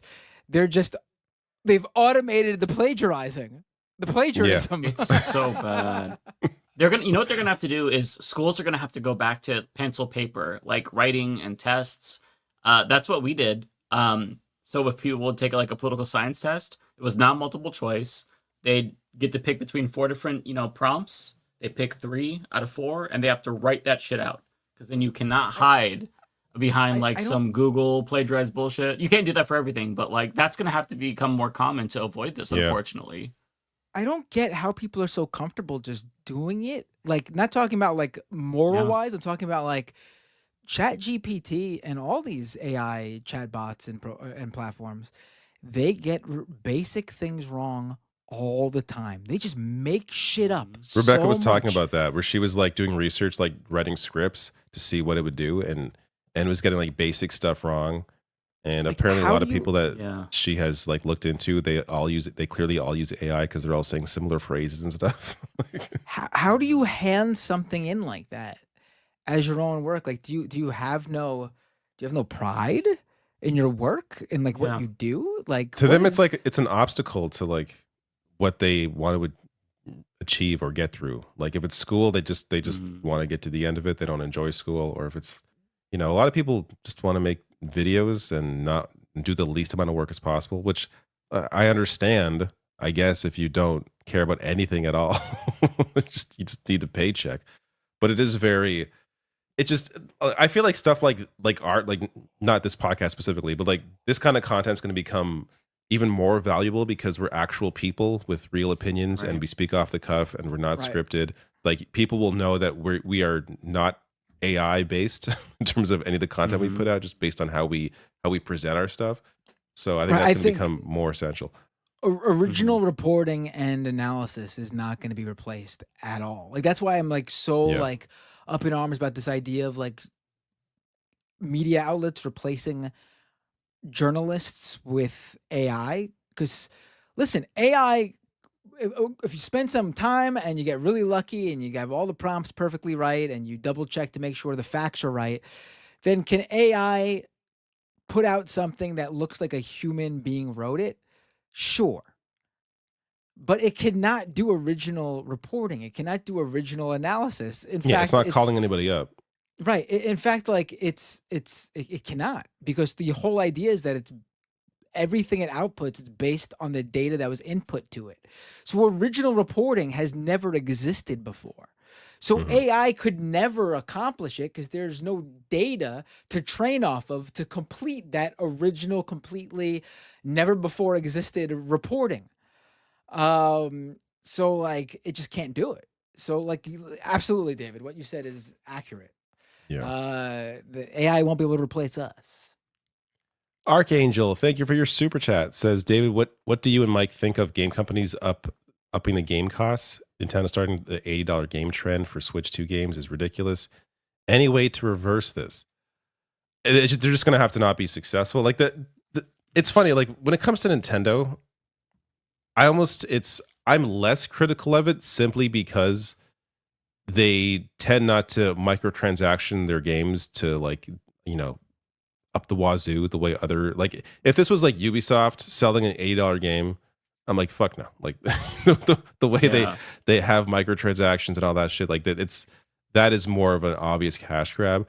The reality is, if you're paying your employees properly, I think, which Nintendo is one of the few companies that actually, one of the few big publishers that actually do, I have less of an issue with it because I know they're actually paying their developers. But if it's a company that I know is taking advantage of people or has done mass layoffs on a consistent basis and is just trying to put out slop and trying to just, throw out battle passes and make a quick buck, then I have more of a problem with it. But yeah, I think it's part of it is just the natural rise in the cost of game development. And I think it'll depend on a case by case basis for me. Yeah, I think the best way I hate I think it. the best way to send a message is like you guys were talking about, like not buying it. And I saw a number of people in the chat saying don't buy it. And I think the best example to start with is with the new Mario Kart game. I think that'll be an easy layup. Just everyone don't buy the new Mario Kart game. I'm joking, David. You're looking at me as if I'm being serious. It'll sell Obviously, 80 million copies on day one. It's going to be like the biggest selling game of the, which is also why they made it that much, by the way. Like because they know people are going to get Mario it. Kart 8 is like it's still selling well. That game's 10 years old. Yeah, that's gonna be the hard. That's gonna be the message to them that they can make these games as expensive as they want and they'll sell like hotcakes. That fucking Mario Kart game. Yeah, Mike, what I are your mean, thoughts? listen, I hate it, but I think that this was inevitable. I already am more hesitant to buy games that are $70 unless it's something that I really want and I know I'm gonna get like a lot of hours in. Then I'll pay $70. But for the most part, I think, like, for me personally, I'm just not going to buy as much games at $80. The games that come out that are like $50, even $60, I'll buy those. But, like, if it's $80, I'm going to wait for a sale most likely, unless it's something I have to have absolutely. Like, that I know, like, if it's GTA 6, I'm going to put like 100 hours into that game. So to me, that would be worth $80, sure. But a lot of these games are not. They usually, like, they release them unfinished, so you have to wait for a fucking patch to get the full game or to get it to even run properly. And so I think that with games like Claire Obscure, that was $50, and other games that are really polished at lower price, like the new Oblivion remake was also, I think, like $50 and also on Game Pass. Games like that are kind of showing that, like, you don't have to spend $1 trillion developing a fucking game if the cost. They're of selling really goes well. up, Like, yeah. Claire Obscure sold 3.3 million copies. It's a game developed by 30 people, but again, they have contractors and stuff. But still, like that, right? 3.3 million is a lot for a game of that style, a turn-based RPG, and selling that well. It's if anything, I think that's more of how you reverse it, is by having games that cost low sell well, because you're not necessarily going to. It's hard to prove that there's any sort of boycott on a expensive game, but what you can showcase is if a game is really good and it releases at a price that's like $40, pick it up. Like, don't wait for a discount if you want that game, and encourage publishers to release more games like that, because some of the most played games right now, if you look at Steam, a lot of them are free to play games. A lot of very few of them, if any of them, like in the top 20, are like full priced like $80 games or Forget the American. Steam has a version, sale but 4 times a year: summer sale, autumn sale. You know, they have a there's sale every sales all season. the time. Yeah. The sales are incredible. Like, so many games that I bought were for like $10. And they were for $60 when they came out. And like, these games, it doesn't take very long to go down in price, especially like Ubisoft. They charge like $60, $70 for their games, and then like 10 fucking like days later it's $20. So just like wait, don't buy games right away. That'd be my way to avoid it, because unless it's something that I know I'm getting my money's worth and it's going to be finished and have no microtransactions, I am not going to spend $80 on that game. Yeah. I like your line of thinking, Mike, where like you're willing to spend more money for a game you put more hours into, which is why I'd be willing to spend up to $1,000 for a new Leisure Suit Larry game. I think your example is more like you rather buy Fortnite or put money into Fortnite. Oh, I put more money into that free game than I should. But I mean, it's free. You get your money's worth. That actually, you know, that makes sense. Yeah, I actually, tried Fortnite, by the way. Oh, have you? I did. You have tried played Fortnite or you haven't? I just tried it. I played two rounds, and I'm like, not for me. It's okay. I can understand it. I tried the Star Wars stuff, and I get it, but it's like not for me. I couldn't get into it, but I actually enjoyed Rocket Racing, which is I think it's from the same developers as Rocket League, like sort of like an offshoot, but a racing game. Right. And it's in Fortnite. Oh, okay. Yeah, it's fun, but I wish they made it its own app, because I don't want to. Why do I have to download 100 gigs just to play Rocket Racing, which is probably like 10 of those gigs? Like, I don't need to. It's just so annoying. Well, I Call love of Duty playing also Battle does this shit too. Royale, They have this like wrapper over all their games. Just I want to download the hate specific that. game I want to play. Yeah, I don't need an experience or a whole fucking Netflix catalog of games. Just like, give me one. Jacqueline Leach, thank you for your super chat. Says, can the Oilers outlast a bad ref? Well, I had the game on in the corner because I was curious what was happening. They have won the game and they are on to the finals. So it's going to be a repeat of last year's finals. Oilers and Florida, they both got through the third round in 5 games. So I hope the Oilers win this time. Florida won last time, and I don't think Florida needs more Stanley Cups personally. I don't think Florida needs anything, honestly. No, let alone Stanley Cups. Florida, a team from Florida, meaning Tampa Bay or the Florida Panthers, have made the Stanley Cup final every year since COVID. There hasn't been a non-Florida team in the final since 2019. Well, and at least part of the reason, I'm not saying this is, at least part of the reason is because it's a tax-free state. So they're able to get players basically cheaper than other teams are able. There has to be a way the league can deal with this. It's fucking bullshit. the amount of talent that Florida teams have been able to attract because they're low tax. And also, don't forget ridiculous. the weather down there is very helpful to hockey players. They come out of the womb ready to play hockey on the icy, cold floors of Florida. All those lakes freezing over and children learning to skate over the frozen bodies of gators. It is insane that Florida has the same amount of hockey teams as Ontario. That is stupid. Mm-hmm. Like that is Toronto alone, just the city alone could support 2 more hockey teams. We only have 1, which I'll always be a Leafs fan, even if they add another team. But they gotta bring another team here. Why does Florida have 2 hockey teams? They don't have. Do they have 2 teams in the other major sports too? I'm trying to think. I guess they do, right? Why has Florida got so many teams? Even in MLS, they got Inter Miami and Orlando. Why does Florida never? I don't know why Florida has all these. Yeah. It must be because there's players are willing to live there because it's nice, I guess, weather-wise. But it is stupid. Wait, baseball. I'm trying to think baseball. What are the Marlins and Devil Rays? Right. I think All right. Kowalski. Wait, that's not mine. I'm at Sam O. I think I have one more Sam O. Did you guys notice this new thing in YouTube in the live chat? This community button that creates a leaderboard of your viewers. Have you seen this?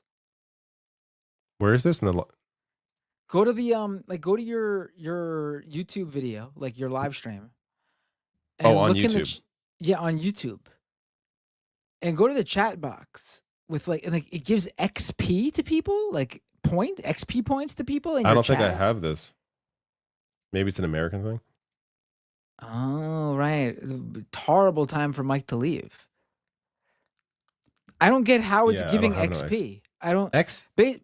Basically, it's YouTube giving, aren't. That sounds like a Twitch thing. YouTube has Yeah. XP. Now it does. This is a new thing. I just noticed it today when I was on the Majority Report. So it basically makes a community leaderboard of the people in your live chat. And I'm assuming it's ranking them by something: engagement, number of chats, maybe super chat. I cannot tell how it doles out this XP. Oh, here it is. There's a question mark with the answer. Community leaderboard and XP. What's the leaderboard? A place for fans to stand out in the community. The top 3 get special badges in live chat. It resets every stream so you can always try again. How do you get the leaderboard? How do you get on the leaderboard? You'll need to collect experience points or XP. Here's how you get them. Send live chat messages and send super chats and super stickers. Do you have this, Mike? What is it? In your YouTube chat, do you have XP? Like your It should be under the community. There's a new community tab in the chat section on your live stream. Oh, I do. What the hell? Yeah, I don't have this shit. They're gamifying your live stream live chats now, trying to, I guess, incentivize people engaging with your content in the live chat. Interesting. It's Bayphoto who has the most XP. Actually, Bayphoto was tied with Red Green Woke Christian and Donald James. Actually, they're tied with Niaz Rocky. There's a top 4 that's all tied. They better roll this shit out to me, because this puts me at a disadvantage now. Like, why would anybody come to my chat if they're gonna get XP going to your chats? You know what, though? This is pretty good in knowing which one of our regulars, where they watch the stream. Like, I now know that Charlie DeGenimer and Tokyo Hans and Bad Lefty and Looney Tunes, all regulars in our live chats, super chats, they're watching on my stream. And now I know that Bayphoto is a Benedict Arnold watching mostly in Mike's live stream. Unbelievable. Last chat for me. Samo, what are y'all favorite racing game? I'm there's so many that I'm having a hard time thinking. Well, I will say Mario Kart, the original Mario Kart on Super Nintendo is like my favorite game of all time in terms of like nostalgia, because I remember that's the first game I ever beat. That was like one of my first games that I just remember playing. And I've always loved every Mario Kart game. I have them all, played them all. So Mario Kart is definitely up there. I also really enjoyed, I got into Gran Turismo 2 when that first came out on the original PlayStation. I've played the other ones, the newer ones since, but never as much as I played GT2. I really enjoyed, there was a game called Rumble Racing on, I think it was a PS2 game. It was from EA, and it was just a fun arcade racing game, and I've never seen it again. Like, they never brought it back. That was a really fun game. But I don't know. I enjoy the Forza Horizon games. There's a lot of racing games that I'll enjoy and play. But that's what comes to mind. I loved back Mario in Kart is my favorite. That era. Sorry. I was gonna say I loved how back in that era there were these everyone has their own little known games that they spent a lot of time on that got no attention outside of this very small group of people who also have this very niche game on their list of favorites. Yeah, especially PS2 era, there were so many different just niche little titles. I mean, actually, to be fair, there's way more games now just because of the indie scene. But there are definitely these niche little games back in the PS2 that are have been lost to time. What were we gonna say, Mike? I will say my overall favorite. I don't have a particular one, but Mario Kart, the nostalgia and all of them are fun. Double Dash is fun. Mario Kart 8 is fun. But that's my most favorite. In terms of Sims, I think that the game Sega Racing GT on the original Xbox. I played like so much of that. I really enjoyed that one. I also played a lot during the PS2 era. Midnight Club, Need for Speed Oh, yeah. Underground, and Underground 2. Those were really, really good racing games. I played the fuck out of those games. I also played a lot of the Need for Speed. I think it was Most Wanted when the Xbox 360 first came out. That one I like got all of the achievements. Really, really enjoyed that. Started to fall off after that. But also Wave Race, both on GameCube and N64. Really, really good racers. Oh yeah, those are all. But Mario Kart overall, that's the GOAT. Kowalski said that I missed his last chat, and indeed I did. I thought it wasn't for me, but I guess it was. If an AI chatbot is doing all of this thinking for the youth, then whoever controls the AI controls all. It's literally replacing how they think. 1984 would look liberating compared to that prison. Yeah, you got to wonder who these people are, like kids now that are just relying on AI chatbots for everything. Who are they going to be in like 10 years? Like, because Rebecca was saying earlier, Bender, when you weren't here, that kids now are basically going to ChatGPT to see how to respond to like their partner. Like their partner will text them, or their mom will text them, and then they'll race to like ChatGPT to ask how I should respond to this. And it's just at that point, like you're no longer human. Fucking much. Like, yeah, you've lost your humanity. Letting robots think for us. I don't like that. I really don't like that at all. Yeah, I don't know where that's all going to go. All right. People can't think for themselves anymore, which is actually going to be really scary. Like, no, but we're already kind of seeing a little bit of that. But yeah, very true. All right, I gotta get off. At Grok, is this true? Is this true, at Grok? Every tweet, under every tweet, Grok, is this true? And reply to it in a caveman voice. That's one I saw today. And it's just, oh my God. Oh, well, Grok does sound to me like you're talking to like a caveman. Like, Grok, is this true? Did you fire? Did it come from? It's like, that sounds like you're talking to a caveman. Grok. It's ridiculous. Terrible. All right. I'm getting off. All right. Take care, David. Good night, everybody. See Peace. you Peace. next time. Bye. It's been a pleasure. You've been really blessing us with your presence. I know, more like than 3 ever. weeks in a row. It's crazy. I can't believe it. I'm in shock.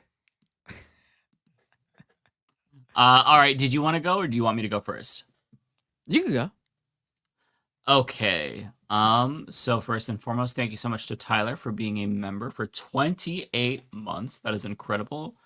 Decipher says, got you beat, Tyler. 28 months. Love it. ABS says, hey, Mike, did you see Stephen Miller's wife left him for Elon Musk? I saw that she left the White House to work for Elon Musk. I did not see that she actually left him to be in a relationship with Elon Musk. So I think that it's less salacious than whatever you heard.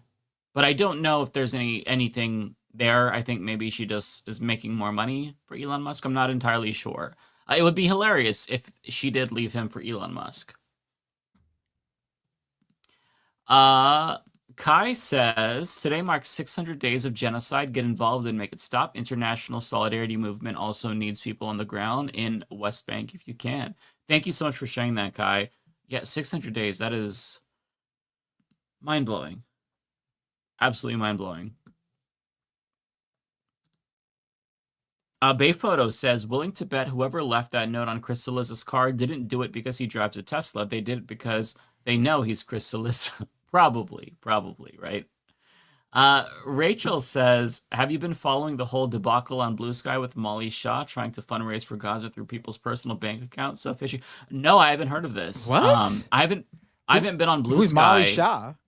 Yeah, I don't know who Molly Shaw is, and I haven't been on Blue Sky enough to know about the drama going down there. But I don't understand what you mean though.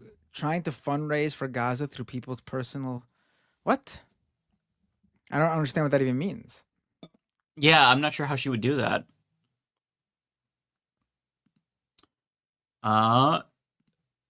So this one's also for me, but it's addressing you.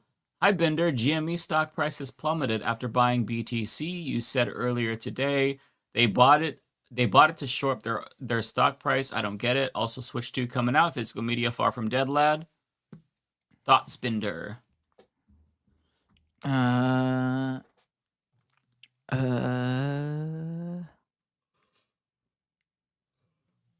Oh no, I didn't say it was to shore up their stock price. Maybe I misspoke. I said it was to shore up their like financials. Like they're not making money selling video games anymore, so they're hoping that just investing in Bitcoin and selling off Bitcoin as they but also I guess Why would they buy Bitcoin? That like what? GameStop is insane as a company. Now I remember. I misremembered. I did say that. I was thinking about it now because I brought up Michael Saylor's micro strategies. Right. Okay. So what I was getting at there, I confused myself. It's late. What I was saying there was you are correct. Late. What I was saying there though was micro strategies basically completely shifted gear from being a software company to just being a publicly traded Bitcoin investment company. All they do now is buy Bitcoin and hold. And I'm saying GameStop must be looking to deploy that strategy. Now, the fact that their stock price went down today doesn't mean that it's not going to be, doesn't mean anything. Stock prices do all sorts of things for all sorts of reasons. Obviously, I would assume that the reaction was from GameStop basically giving up on its video game business is why the stocks fell today. And that's because people who invested in GameStop under that business model probably sold off. It doesn't mean though that like people, especially crypto people, aren't going to be like, "Oh, GameStop's new thing is buying Bitcoin. I'm in," and they'll gain those investors down the line. But GameStop is every GameStop around me closed. That's when I knew it was over, because GameStop around me, they weren't making a lot of money selling video games anymore for years. But there was a ton of GameStops around, not a ton, like 3 or 4 GameStops around me, and they were all around for many, many, many years with digital media out there, and they basically transformed into like geek and nerd culture, like gear stuff, like selling like figures and collectibles and things like that. And I would see people buy that shit up at a GameStop. That was a big thing for them. Seems like now they don't even have that because they're all closing up around me, and seems like they're not even like doing that that pivot anymore. It's just straight up they're just throwing shit at a wall and see what sticks. And Bitcoin is the latest shit to throw at the wall. Crazy. Mike, thank you, Carrie. Mike, I'm building a platform that can pay 10C per stream. Mike, can I DM you on Blue Sky? It has major socioeconomic implications for artists, creators, and fans. Yeah, feel free to reach out and DM me. Sure. Tall Girl says, Mike, really appreciate your channel. Well, thank you. I'm so glad to hear that. Do you think Elon's really leaving? Is it PR for his Doge lawsuit? How will he keep meddling? Fellow Oregonian. Very cool. I think that there's this saying, no one ever really leaves, right? I don't know what that's from, but I don't know. I hope that it's true that he's leaving. What? That was horrible. There's this saying that nobody ever really leaves. I don't know where that's from, the context, who we're talking about, what they're leaving. I have no idea, but that's a saying, right? No, it's like a meme from like the mid 2000s that I remember as a teenager, and it just like popped into my head. So I don't know. Okay. I don't remember where I heard that from, or where I saw it, or who said it. But like, I don't know if that's a huge saying. Maybe it's not based on what you said. But like, I don't know. I think that, I hope that he's leaving, obviously, but I genuinely don't know. The odds are he could be back. He has a lot of money. So, maybe when he wants to throw his weight around again after he gets bored with his companies, maybe if he is pushed out of Tesla, he'll come back to government. I'm not really sure. I hope so, right? I would love to see Trump and him get into a dispute publicly. That would kind of solidify him being gone. We'll see. I'm skeptical, right? Because these people are huge liars. Oh, the saying is nerd. Okay. It's from Nerd. Is that what we're saying? Nerl. Okay, so I'm not making this up. So people are they're saying they've heard it too. Okay. Because you got me second guessing, Matt. I'm like, did I just like make this up in my mind? Like, I swear to God, like this is a saying. And let me Google it. Mike's like, fool me once. Shame on you. Like, am I creating lore in my head? Shame on the other guy. The phrase "no one ever really leaves" this is from the AI overview from Google. So speaking of AI, is a comforting sentiment often used to express the enduring presence of loved ones, especially those who have passed away. Oh, okay, so that's not appropriate in this context. Not exactly. Okay. So it is real, but I just completely misused it. Okay, that makes me at least feel a little bit more validated that I didn't make it up in my head. No one ever really There's dies. a saying There's that okay. no one ever really comes, and that's actually just a reference to my erectile dysfunction.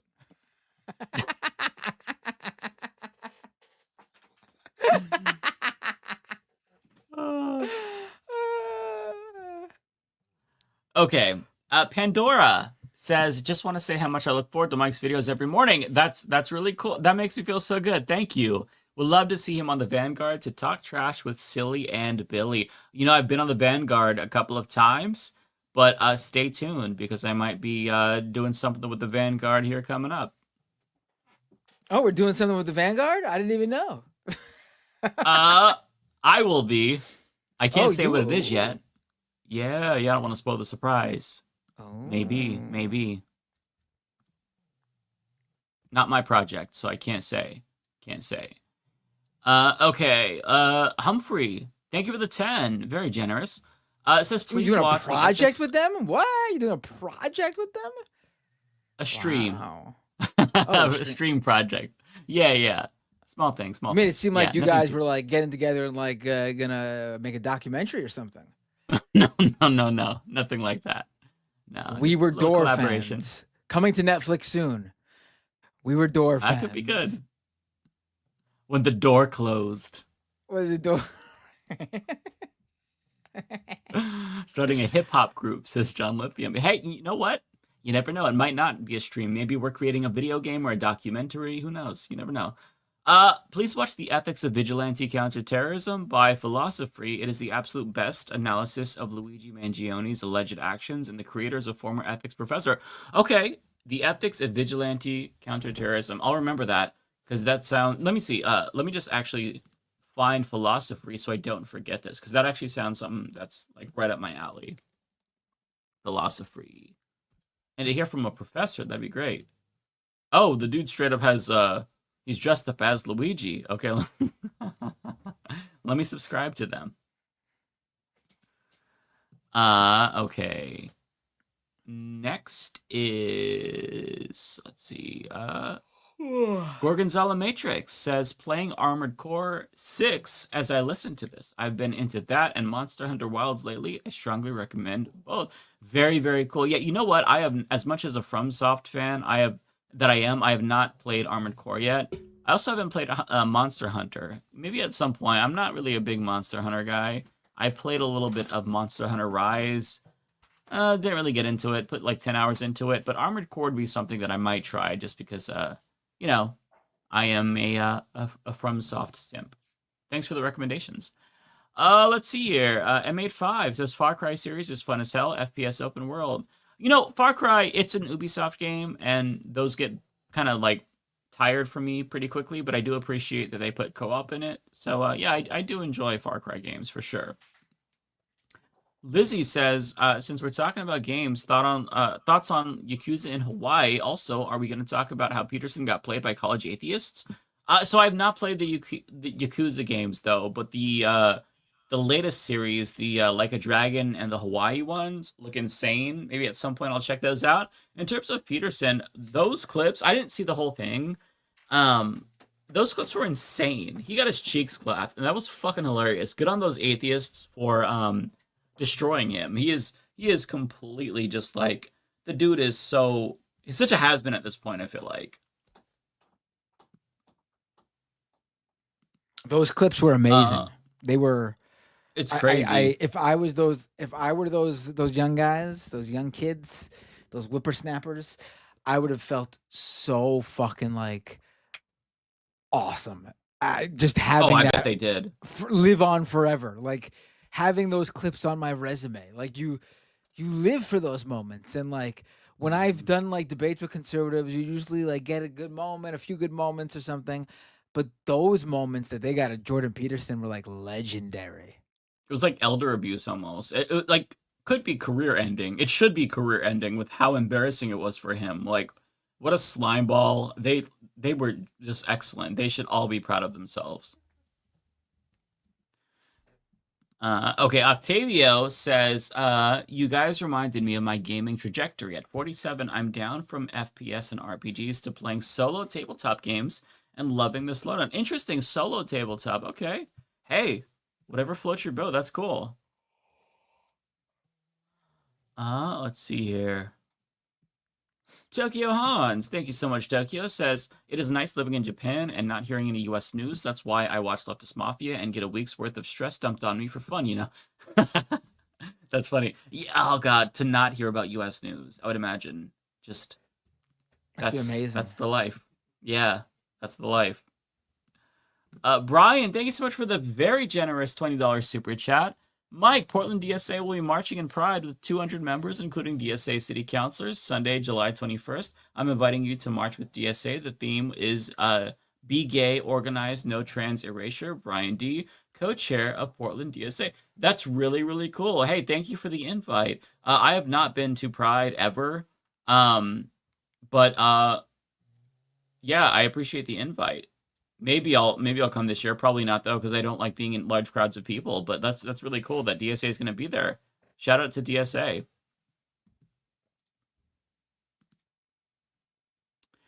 Let's see. Looney Tunes says, this super chat is for Lance. Get well soon. Yeah, Lance couldn't make it because he's not feeling great. So we hope that Lance gets better soon. I do not hate the gays. How dare you accuse me of not hating the gays? Or of hating of hating the gays. It's too late. My brain is fucking pudding. You all Mike's know over what I there mean. like, I swear you won't believe me, but I hate myself. I hate myself. John, again, thank you so much for the 5 gifted memberships. Really, really appreciate you, John. Thank you so much. Let's see here. Bay Photo says you've been hit by musical notes. You've been struck by musical notes and AI criminal. Thank you very much, Bay Photo. Dirty Pirate with a very generous $20. Thank you so much. You guys are so sweet. My boss gave me a $200 gift card for having the actual worst day of work, having to go back to finish the job Saturday, being out of town for my son's grade school graduation today, and missing most of tonight's Leftist Mafia. Cheers. Well, hey, I hope you have a great time. Congrats to your son graduating grade school. Very, very cool. That's awesome that your boss did that, because usually when you have the worst day ever, they just kind of tell you to eat shit. So it sounds like you have a pretty good boss. That's awesome.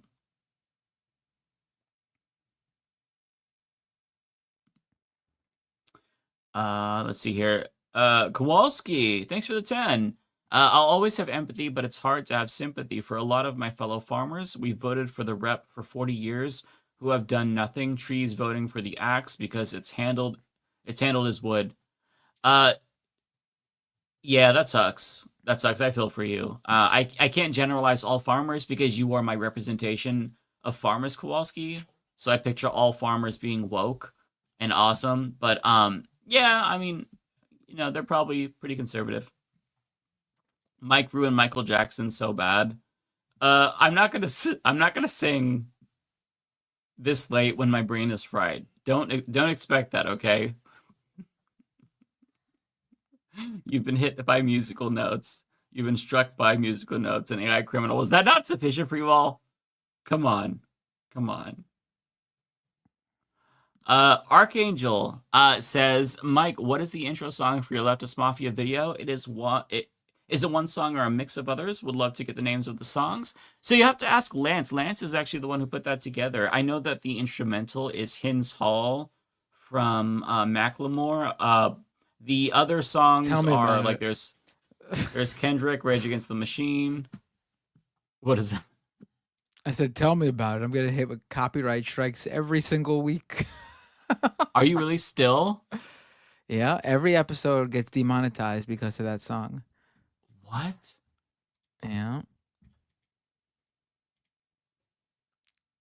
I still haven't gotten hit with that.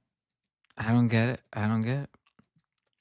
Maybe I should dispute it. Maybe that'll end the issue. Maybe it's not supposed to be. I have no idea.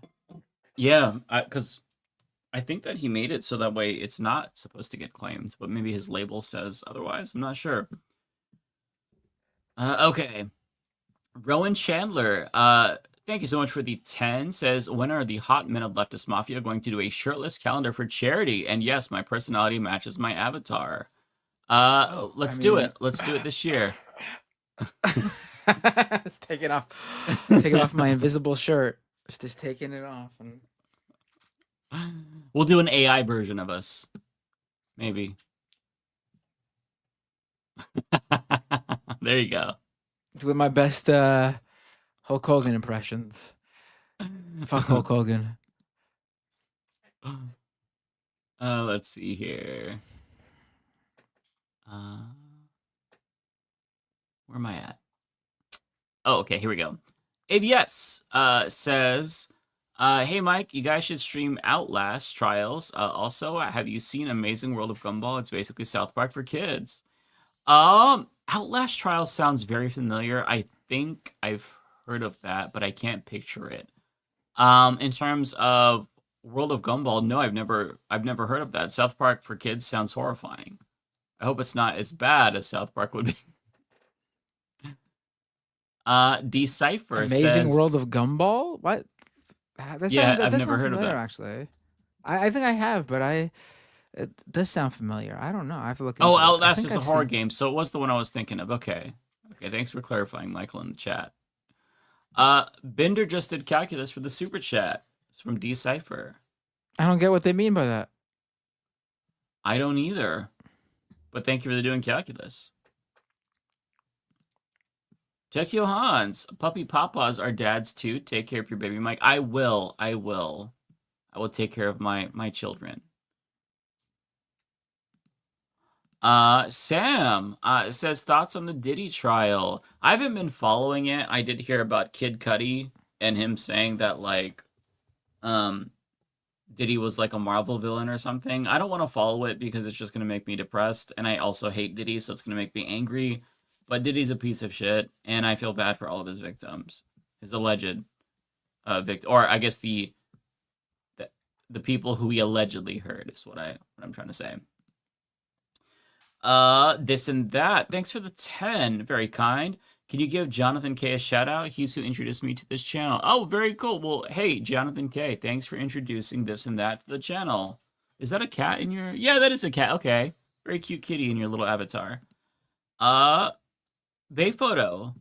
You caught me, Matt. Sent from Mike's channel. Busted. Let's see here. Blue says, oh no, we've been gamified. Go team Mike. Hell yeah. Okay, last but not least for me is Red Fire Blue Ice. Says, did you hear about SB20 passed in the Senate, Texas? SB20, is that the marijuana bill? Let me check what that is. Texas B20. If it's the marijuana bill. Yeah, it is. So it is the bill to make it a felony to possess, promote, or promote obscene visual material. Oh, okay, no, this is not marijuana. That appears... okay. I heard about this. This is a type of censorship bill. I don't know too much about this. If this is the bill that I'm thinking of, it's one that could potentially lead to censorship. Not too dissimilar from COSA, but I'm not 100% sure, so I don't want to speak on it. But yeah, I'll have to look into this more because I don't know too much about it. I don't know if it's just porn or like sensitive. I'm not really sure. CXL says, one more came in. I want to see a reaction to the Peterson debate. Yeah, I thought about doing a video on that, but I decided against it just because I didn't want to watch the whole thing. I know that there were clips available, but I feel like I really can't do a video unless I watch the entire thing, and I just did not have it in me to watch that, so I didn't. Okay, so the rest are up to you. All right. Let's see. This is for me, this one? I think this is the first one for you, I want to say. No, I don't see it, but I'll read it. Oh, there we go. Tokyo Hans, just checking if I can buy myself back into the top with this new chat ranking thing. I think it worked. You're close to the top. You're the second biggest person. I don't know how they decide this, but you're there. You're the second in the leaderboard. My top 9 all have the same amount of XP. And then Yeah, I don't 10 know. through 14 have the same amount. They obviously need to work out the kinks, I think. Yeah. Tokyo Hans again. It didn't work. YouTube, I would rather have a way to give direct gift memberships. James Holmes with a membership super chat, member for 2 months. Hello there. We in the UK have to put up with King Big Ears, Charles. Oh, that old Brit slang. I couldn't figure out what you were talking about if you didn't put Charles in parentheses. Oh, it might. Oh no, that sounded too Australian. Let me stop while I'm ahead. I'm sorry, James, for mangling your language, your native tongue. We in the UK have to put up with King Big Ears, Charles, due to old people, I guess. Why does Canada put up with our royals? It's weird. Yeah, I don't get it. I don't get why. Yeah, they shouldn't. My dad. I read this before about the Al Jazeera thing. Chris with a super chat. Luigi saved lives. UHC shareholders admitted in lawsuit against UHC for not pursuing the murderous anti-patient tactics as harshly after Pew Pew. Really? I have to look into that.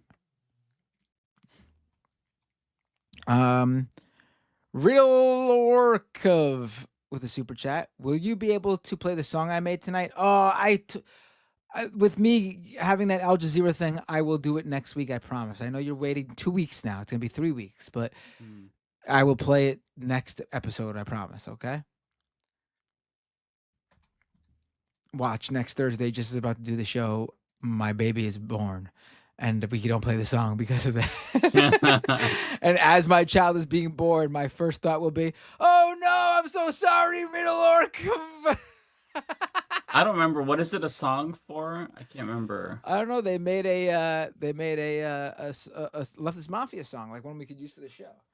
Oh, right. I don't know if it would replace the intro, but like maybe like an alternative or like a break song. I don't know. With listen to it, maybe it would replace the main one. I don't know. Yeah.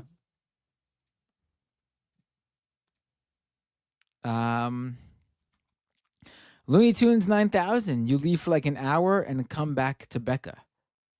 What? Rebecca was gone when I came back. I didn't. As far as I know, Rebecca never showed up today. How long after I left did she come on? Maybe like 20 minutes, I want to say. And how long before I came back did she leave? Maybe like 10 minutes. Never consider that. Maybe me and Rebecca have been the same person all along. Yeah, have you ever seen me and Rebecca at the same place at the same time?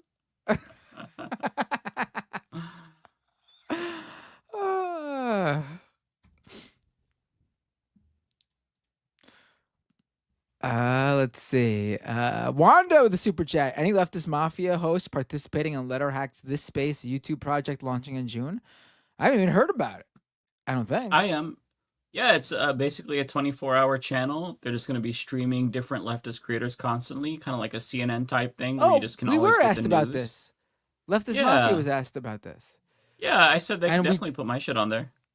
Yeah, right. And we turned it down Mafia, because...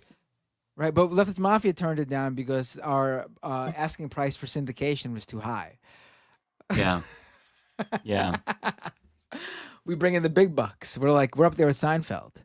They offered us only 50 million, and we were trying to go for 60 mil. So right, we need at least 10 million per person.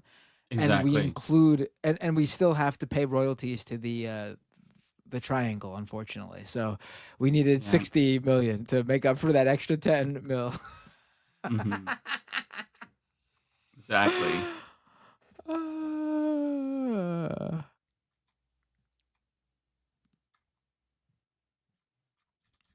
Let's see.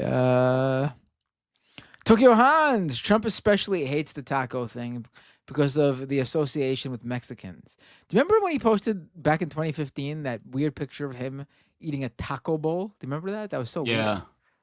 Yeah, What a that was weird, extremely weird. What a weird reality we Was it live for in. Cinco de Like, Mayo? yes, Some it shit was. like that. It's just And he was like, "I love the weird dude. Hispanics" or something. He's so stupid and weird.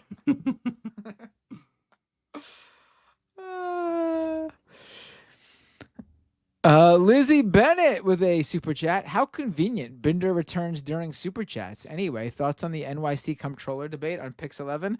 I didn't even know there was an NYC comptroller debate on Pix 11. There was? Who is running for comptroller even? I have no clue. It's not Brad Lander because he's running for mayor. Who? Oh, Brandon and Levin? Is that who he's running? I prefer Justin Brennan because I don't know if people know this fun fact, but Justin Brennan is a current New York City council member, and he's running for New York City comptroller. But interesting story about him is that he once played in two well-known New York City hardcore bands, Indecision and Most Precious Blood. So as a fan of Most Precious, I like both bands, but especially Most Precious Blood. It's hard not to be rooting for him. Although I gotta say, he's not as progressive as you would think, as leftist, I should say, as you'd think from a guy who is in a hardcore band. He's more of like like you're nothing wrong with it, but like they're still an ally, but like more like a progressive, like a you're the type of progressive you find in the Democrat Party, and not like a lefty that you would think would be like a guy who is in New York City and was in a hardcore band. But he's good.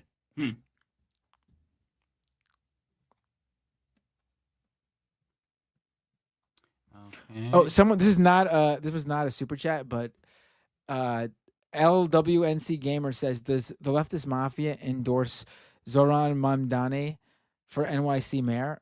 Absolutely, 100%. Vote Mamdani. And if for some reason you're not sold on him, we have ranked choice voting. Please put him on there as one of your choices, because he will be one of the final people. I think that's crystal clear.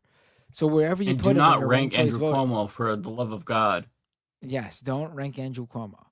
Put Zoran Mamdani number one if you can. If you like someone else, please put Mamdani second or third, or just put him somewhere. Because I guarantee you, the way the election will pan out is that anyone you put before him is going to be eliminated at some point, and your vote will eventually go to him. Because Mamdani will be one of the last two standing, without a doubt. So please just put him on there. Even if he's not your first choice. He's my first choice.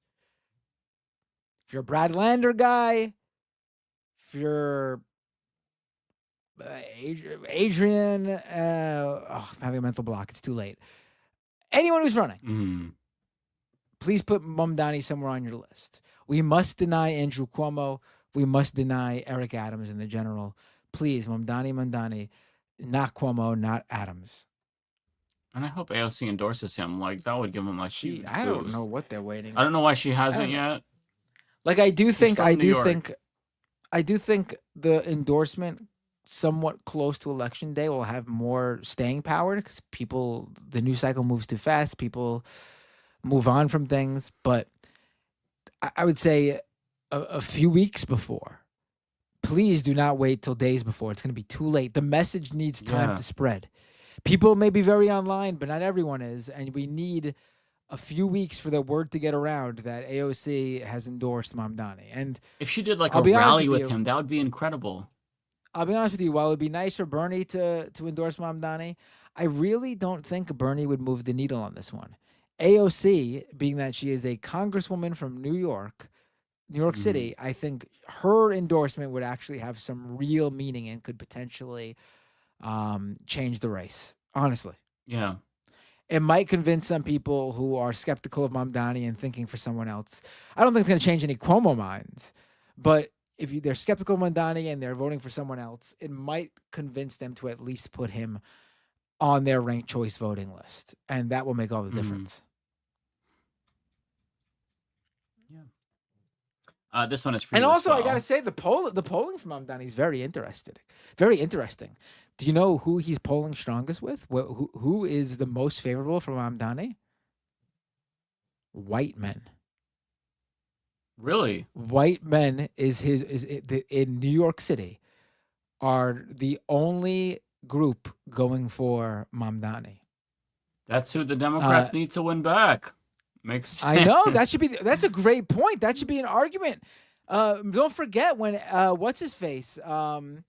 Nate Silver acted like Eric Adams winning in New York City all those years ago should be the eye-opening moment for Democrats to see Eric Adams is the future of the party. Remember he said that? That's insanity. Yeah.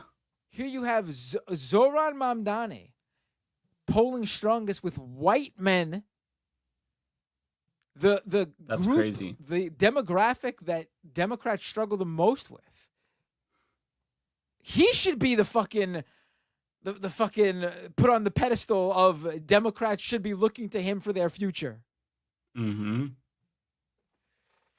Mamdani, when you break down the polls completely, Mamdani is polling best with white people and best with men. He's actually losing to Cuomo with women, if you can believe it.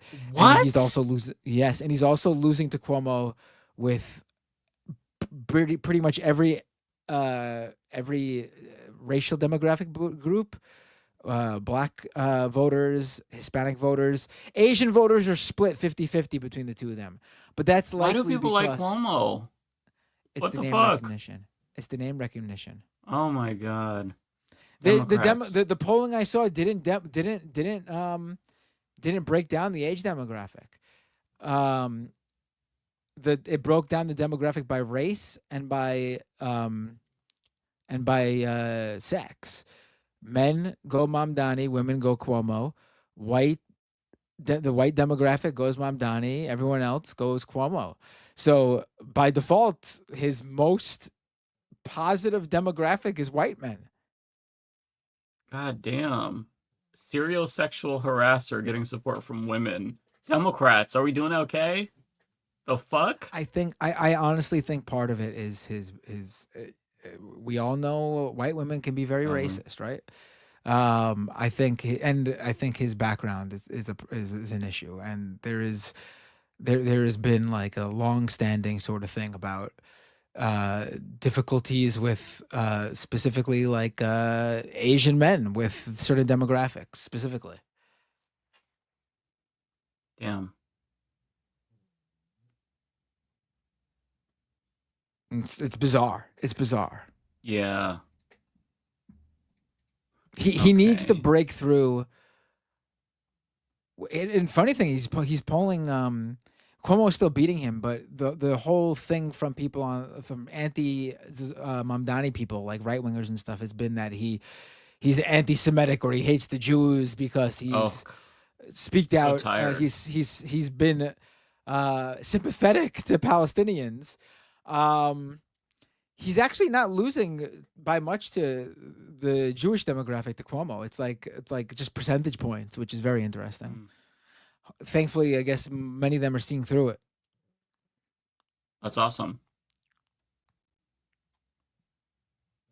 Okay, I'll pull up the next one here for you. All right, I forgot to keep reading because I'm too busy thinking about Mamdani. Rachel Atwood with a super chat. Are you a 21st century digital boy or American Jesus? American Jesus, thank you. And great songs by Bad Religion. Tokyo Hans with another super chat. I was the first to comment and been super chatting. Still number 2, Charlie number 1. This ranking is skewed towards trans women, and it is not fair. Going turf /sarcasm. That's who has been. I wonder why it ranks Charlie DeGenemer as number 1 regardless. Not saying that Charlie DeGenemer doesn't deserve being up there, but I'm just seeing Tokyo Hans. Is it because she's a mod, maybe? Like, do you get like a bonus? That if you're a might mod or be it. something? Yes. That might be it. But also, Charlie DeGenemer is also posting in the regular chat a lot. So maybe it doesn't like give preference to either regular regular live chat or super chat, which sort of defeats the purpose of even including super chats because like shouldn't that be an added incentive? But Yeah, it seems like they got a lot to iron out with this. all right. Rachel Atwood with 2 super chats here. I'll read them both in a row. Would you go on Turn Left UK to talk the NYC race? Of course. Why wouldn't I? They haven't invited me, but I would if that's what you're saying. They want me on, or you have some sort of connection there. Sure. And Rachel says, poor Lindsay Boylan. Every woman needs to hear her. Yes, she's the woman who used to work under Cuomo and reported he sexually harassed her. It's insane how everyone's forgotten about all these women who came out. Like the outpouring of support for them just a few years ago, just to completely throw them under the bus now. It's insanity. Yeah. Sad. Also, not to mention the fact that Cuomo's a carpetbagger. He's not even from New York City. He doesn't even live in New York City. The reporting says that he kicked his daughter out of her apartment so he could claim he lives there. He's never on the subway, never takes the subway.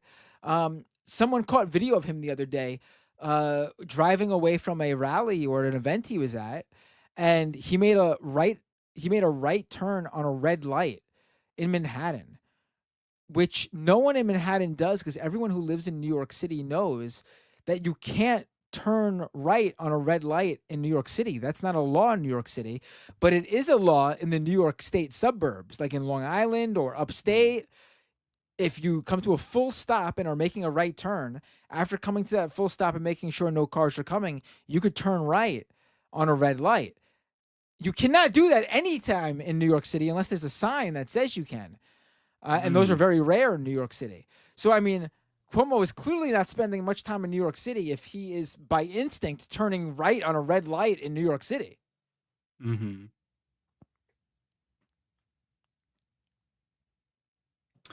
That's it.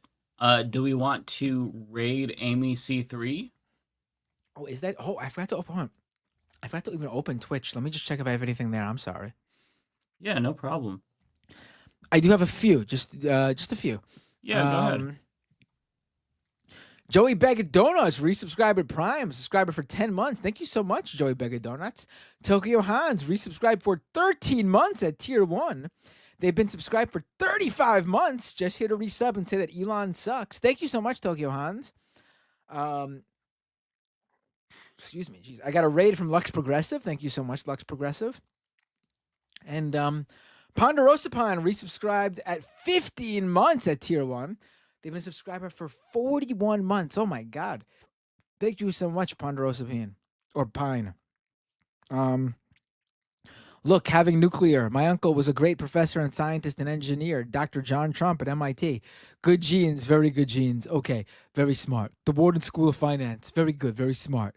You know, if you're conservative, Republican, if I were a liberal, if I ran as a liberal Democrat, they would say, you asking about the replies, but Mr. thinks you mean into big talk about the South Africa, yeah?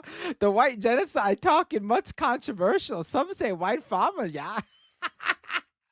That went all over the place, man. That was great. Oh, man. I was wondering what the fuck. And then that turned into the Jar Jar Binks grok thing was fucking great. Oh, my God. That was really good. All right. I'm done now. Alrighty. Who should we raid? They're saying GNN in the chat. Who is GNN? Do you have what's the actual channel name? Because I don't see a GNN online. Yeah, who's GNN? Yeah.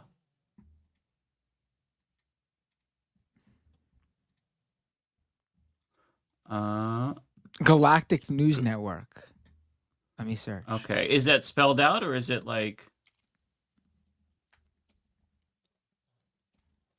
I don't see them. I'm typing out. Yeah, I don't Galactic see News them Network, either. and I'm not. I didn't see GNN. Let me just search GNN. They might not be on. Yeah, I don't You want to see raid? them. Jeez, I don't know. Do you want to raid? Oh my God, there's so many people on right now. Excuse me. Oh, you're making me yawn. Oh boy, I'm so tired. Oh, me too. Want to raid Riverboat Jack, I guess, or actual Sure. Jake, or who? Riverboat Jack? Let's do Riverboat Jack. Sure. We haven't done All her in right, a while. Yep. I'm pressing that start raid button. All right, folks. I appreciate you being patient with me doing my my Al Jazeera thing. I hope you enjoyed your time with Mike and David. I'm sure you did. I'm sure they were fantastic, as they always loved are. I thought you were gonna be, and you could even add, Mike. If I were you, I'd be like, in fact, they were clamoring for you not to come back. They were saying, "No more Matt ever again." Show's so much greater without Matt. It's tremendous. He's tremendous without Matt. All right, folks. Wow. Next time we see you, it'll already be June. My God, where did the time fly? It's fucking insane. It is. All right, I'm gonna hit this raid now button. Take care, everyone. friends.